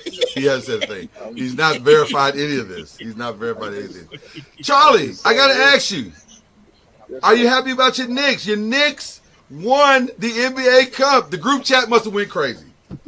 You and Al. Yeah. It was. Is it a two-man group chat? Well, all my Knicks people. I'll just That's what I'm happy saying. for all the Knicks people. Yes. We got a little revenge, or as the guys said, GBG, get back game from when we lost to them in the finals. So I was happy to see the guys. I was just unfortunately I didn't get a chance to befriend any of the guys on the team to try to see how they could help us with one of them donations, one of them shares from that winning team. This took a turn. You think it's spent already? Well, they were in Vegas, so it could be gold. You're right, Charlie. It could be gold. Oh, you all right? Yes, I'm good. You okay? Yes. But you know, you had already had whatever you're going to spend it on. They had already had that. That wasn't, they would already talked about that. People was asking, That's what are probably you going true. to spend your $500,000 on that you're going to win? Yeah. There's gonna be a lot of new Lambos driving around New York. I hope not. Yeah, you gotta be quicker than that, Charlie. Going forward, you gotta be quicker than that. That's wasted money. You gotta staff that. You gotta staff that call out. That's the problem. You were trying to make that call yourself, and you gotta staff that out in an email or FedEx or something to where they understand the link. Send the link. Just send the link and just tell them. And put a picture of an offering plate. Right. Make sure that link gets to their group chat. I know. Like as a tithe. You can do it like a tithe. Do it like a 10% tithe. That's what I said, offering plate. Yeah. To Kendrick's point, like a tithe. Say, listen, y'all want to stay right with God, just throw the God factor in there. You want to stay right with the Lord, just 10%. send that 10% in. And 10% just from one player is enough to fill. That's enough to get you where you need to be, Charlie. 100. Makes for a nice off season, is what we're saying. It's in the group text. How many "Go New York, Go New York, Go" texts were there? Well, I sent out a few, but to my New York people. But Yeah. I was happy. Uh-oh. I Did wonder you if start the bus? that person that fell knocked over the internet on the bus. I feel like they may have clipped the internet or something. Like that was, I was genuinely concerned for that young lady. Like I was like, that's not good. I do want to send a shout out to my boy Michael Brown, who if you follow me on Facebook, I give him a ton, and he deserves it. He's a Knicks fan and a Steelers fan. So, I mean, Oh God, he lives a life of torture. Yeah, and I give it to him. And so That's just torture for no reason. Charlie's back. So I want to give a shout out to my boy Michael Brown, who is the biggest Knicks fan I know. And so with Charlie on the air, I want to give my boy Mike, a huge Knicks fan, a shout out. I just saw he called me, Coach. I don't even want to answer it because I don't want to hear his bull crap. Or if you want me to answer, I'll call him back. I was about to call you. That's for you. If that's for my wife, call me. All right. Okay. Now I'm just going to connect with you. Okay, can y'all hear me? Yeah, we hear you and somebody else. And also, What's happening? We hear the guy on Reasonable Doubt. a little bit of disgruntledness there. I get it. Got a problem with the label? He can call Jay-Z. You can call Jay-Z.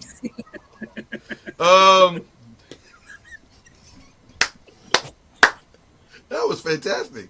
I was not expecting that at all. That escalated quickly. I ain't gonna hold you. Not have time for his bull crap. He said, "I ain't got time for his." I'm glad he said crap. Because because I didn't know where that was going. I didn't know where I was going either. I was like, what's happening right now? There we go. Huh? There we go. There's Coach Junior. Yeah, I'm talking about the league. Yes. Yeah, but So- I forgot what I was saying. But Where are you guys headed, Coach? we're getting ready to head to Texas. We got Tarleton State and TCU. Safe travel. Tarleton on tomorrow. No problem, Coach. And TCU on Sunday. Okay. So you get to see Hopi on Sunday. Well, I mean, I see her all the time, but yes, She already graduated. Yeah. She graduated. So they'll be attending. They're coming to Texas tomorrow. So will they be wearing Rattlers gear or TCU gear? Probably She's right. got listen. She may. Hope may wear. I can see Hopi wearing TCU just to mess with Charlie. TCU. No. All those checks are cleared. She's got to wear FAMU stuff now. Every single one of those checks cleared. I can see Hopi messing with her daddy. No. When he was making payments, she could wear the TCU because that's on brand. But now Man, those look, checks are cleared. We're fine. We're on the other side of all that. let me tell you about children. Is Hope gonna troll you? Is that what's going to happen? She's gonna troll you through the holidays? That's cold blooded. Oh, You be your own people, man. I understand. See, Charlie knows. Charlie said Hopi's gonna troll him. Be your own people, boy. Be your own family. knows. But she may. I don't know. She may come in Rattler gear. Yeah. That'd be different, Hope. Come on now. Don't do that to your daddy. I think it'd be funny. So does Charlie. Is the whole family coming or just Yeah. the Everyone except for Josh. everybody except for Josh? Cool. That'll be a good time. Pretty good. I mean, I'm Well, give us a quick update as to where you think you are in the season and what to expect going into the new year, sir. Well, we've won 3 games in a row, which is good. Regardless of who we're playing, people look at who you're playing, about certain things. But for us, it's about process, developing habits, and not really looking at outcomes, but more so the process. And so it's been, we haven't played. All of our losses have been quality losses, which is, always good, especially where we are.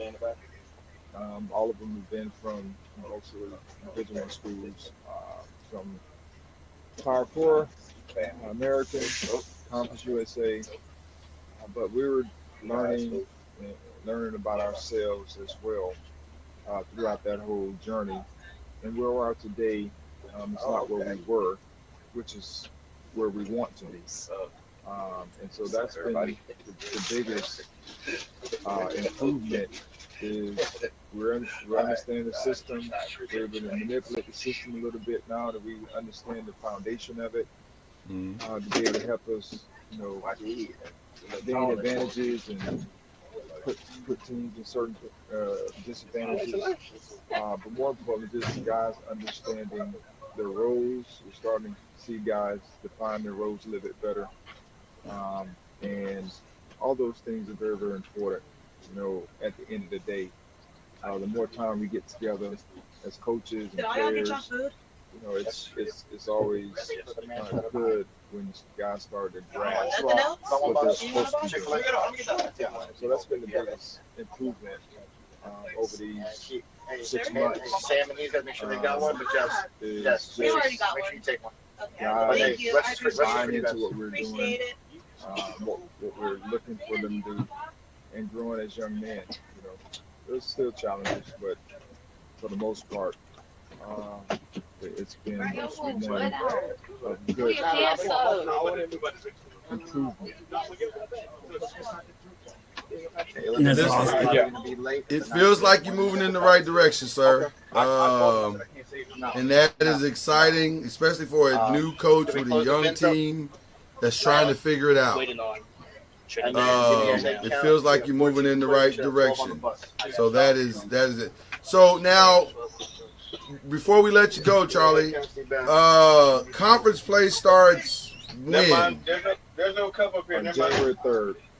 That's what I thought. So this is the last road trip before the holidays, right? No, we played Georgia Tech. Oh, you played Georgia Tech on the 28th. The 28th. So then January 3rd is our first conference. How many players we got? 12. Conference game. All right, let's roll.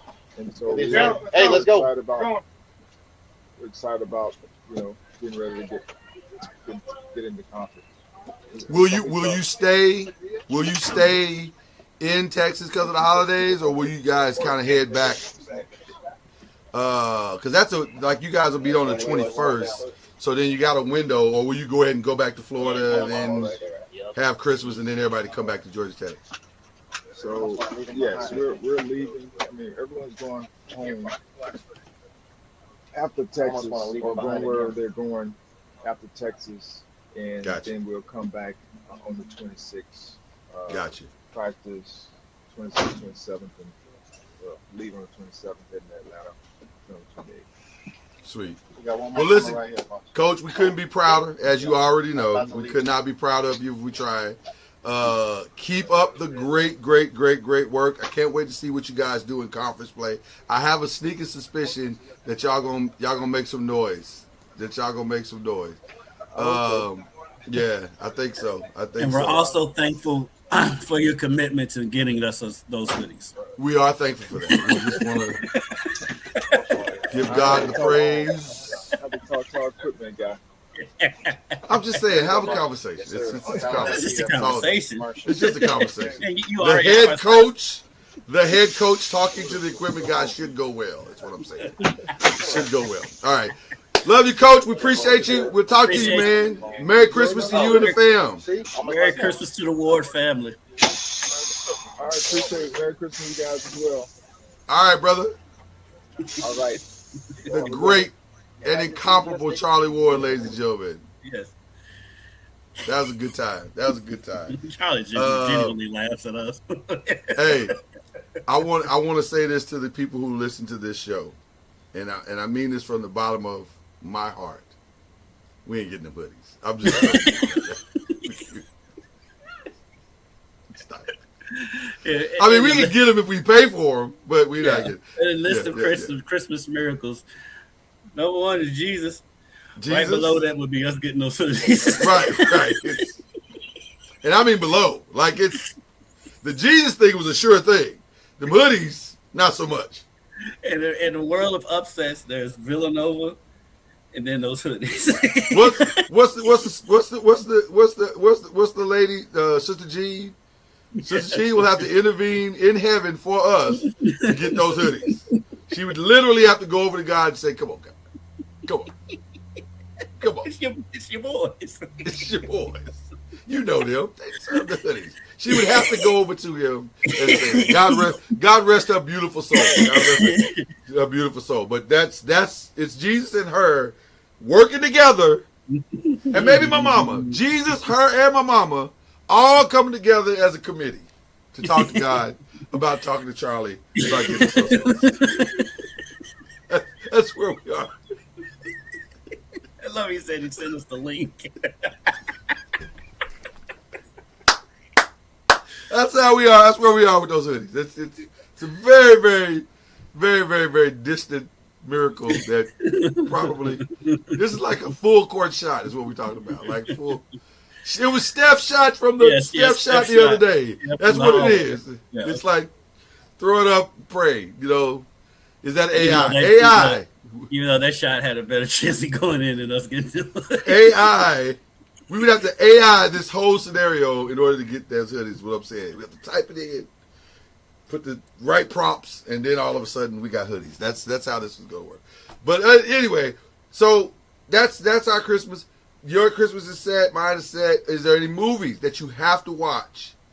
That's a must watch for you. Oh yeah, it's only two. It's Christmas Story and Christmas Story and Christmas Vacation. Is it? You can have the rest of them. I don't like Elf. I don't like. Elf is overrated Hallmark. To me. It's so overrated. I don't like any of the Hallmark Christmas movies. Gives me Christmas Vacation and Christmas Story, and I'm good. For me now, it's Jingle All the Way. I love Jingle All the Way. I do like Jingle All the Way. Yeah, I love Jingle All the Way. And as weird as this is going to sound, selfishly and by myself, I watch Die Hard. Because Die Hard is a Christmas movie. You will not get any pushback from me. Okay, I'm just saying. I got to watch Die Hard. But yeah, Jingle All the Way is a must. My family's like, okay, Dad. You know what they don't like? They don't like the emotional side of Jingle All the Way. And I get that because it is very emotional. That's why Christmas Vacation will always be number one for me. Right, because there's no emotion tied to that whatsoever. It's just whatsoever. It's all gas, no brakes, hilarious. Yeah. I just showed my kids Home Alone last Friday for the first time. I do love Home Alone.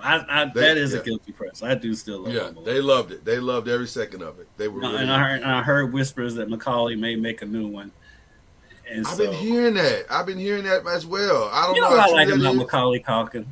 He doesn't take himself seriously. He doesn't. He doesn't. He gets it. He completely and totally gets it. He's like, I know what I am. I had a good run. And he did. He had a Justin Bieber type run. Yeah. Like he was hot as fish grease, and then he wasn't. Yeah. So I get it. He made his money. He didn't have to be hot anymore. Yeah, absolutely. Nobody in this family has to ever work again. Absolutely. What's your go-to food that you got to have? It's not really one, because the thing about my family is, like, especially with my mom, it's like we switch it up because Thanksgiving and Christmas traditional are the same and they're only a month apart. So we switch it up. I mean, we've had ribs for Christmas. 100%. I've made a brisket, and it's my sister. She makes all kind of different stuff. So yeah, I don't really have a go-to food because we switch it up all the time. I'm with you. I want to switch it up. I don't want the repeat of Thanksgiving. That my grandmother does. She loves the repeat. Mm-hmm. But here's the thing that this year. Yeah, but here's the thing that they got me doing this year. Grandma said she wanted chitlins. See, I can't stand chitlins. And I refuse. I will do anything. Listen to me. I'll look right down the barrel. I'll do anything for my grandmother except make chitlins. It's like that Meatloaf song, but I won't do that. I won't do that. I do anything for love. But I will not do that. And she said, baby, you don't want to make it? It's not that hard to make. I said, I don't care how hard it is to make. I don't care if you just got to throw them in water and take them out. Nope. I don't care. I don't care if all you got to do is don't stink so bad you pull the membrane out. I don't care. I'm not doing that. So our compromise was I found a lady who makes them. She's going to fix some plates for her and my wife who likes chitlins. They're the only two. And then I said, I'll pay for it. I will pay for them to have their chitlins. Yeah. And I'll bring their chitlins in here. As long as I don't have to fix them in this house, we're fine. I'm still worried about the smell being in your house. Right. I'm still concerned. I'm talking about I'm not even opening the container until the day of. Like, here it is. Eat now. I'm going to go out on a limb and say most of our viewers or whatever probably know that smell. But for those who don't, oh my God. Think death. Think rigor I don't understand.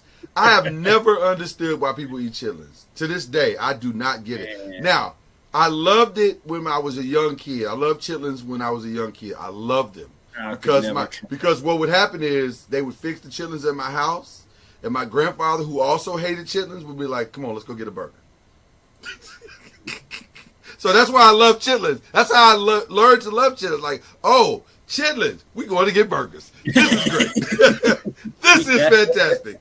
So that's the only reason I love chitlins. And I may have had a similar experience. When we had chitlins, and they knew I wasn't eating that stuff. I'm not eating that. No. I'm not eating that. Absolutely not. So yeah, no, that's it. So that's the go-to because it's the smell at first. It was my God. Then when I found out what chitlins are, no sir, nope. And let me say this also. I understand. They say, God rest her soul. They say my mom could de-smell them better than most. I don't know what that means because they stank to me regardless. But my wife swears that she could come in the house and not know she was cooking chitlins. And I'm like, I don't know how you knew you didn't know because that smell is undeniable. Yes, it's a It's smell that undeniable. When you smell it, you instantly know what's happening. Instantly. Okay. We just want to Yeah. get that out of the way. Yes. Guys, we gave you a little extra today because guess what? We ain't going to be here for a couple of weeks. And we unapologetically we're not, listen, we need breaks just like y'all need breaks. Yeah. So we'll come back and we'll be full throttle basketball for the most part because we'll be in conference play by that point. So We'll be in conference play. We'll have a lot to discuss with you. We'll be talking about a new college football champion, maybe even some NFL playoffs. But what we won't do is be here for the next week. Matter of fact, very clear about that. Matter of fact, let's speed this up so we can get out of here. Oh, we're done. Shout out. We want to give a melancholy shout out and our condolences to Brown University, to Sydney, Australia, and the horrific situation with the Reiner family. That is unbelievable in every sense of the word. For those who don't know, for the kiddies who don't understand how significant Rob Reiner is, there's no Few Good Men, there's no Where Harry Met Sally, there's no Spinal Tap, there's no, All in the Family. It's no majority of the movies in the 90s. There's no, you could argue there's no Seinfeld. You could make more than a solid case that there's no Seinfeld without Rob Reiner. Rob Reiner is one of the GOATs. Yep. And this is not the ending that anybody expected. And I'll just say, if you are someone who is suffering with substance abuse, please, please, please go get help. Go get help while you can. Lean on your family. Trust your family. Trust somebody. Go get the help you need. Don't do things that don't make sense. The worst part of this situation is not just that he killed his parents. It's that once he realizes that he killed his parents, he'll want to die himself. Because how do you live with that? Right? How do you live with that? So once he goes to jail and sobers up, once he goes to jail and sobers up and realizes that he's alone for the rest of his life, how do you live with that? That's it's just, there's no win here. There's no win. So the great Rob Reiner, tough stuff. But that's our melancholy love shout out there. Do you have any other shout outs, Kendrick Haskins? I shouted out my favorite troll, Michael Brown, earlier. You did? Shout out to the UK women's volleyball team. They're playing in the Final Four tonight. Their second ever chance to make the Final Four. The first time they made the Final Four, they won the national championship. So shout out to UK volleyball. Coach Skinner is one of the nicer guys in athletics, a guy you can't help but to root for. I know this is believing the ACC, and some U of L fans going to get mad at me, but shout out to UK volleyball because they have made it to the Final Four with a legitimate chance to win the whole thing again. Yeah. Listen, while you were sleeping and not paying attention, we had one of the best Final 8 volleyball moments in the last 5 years.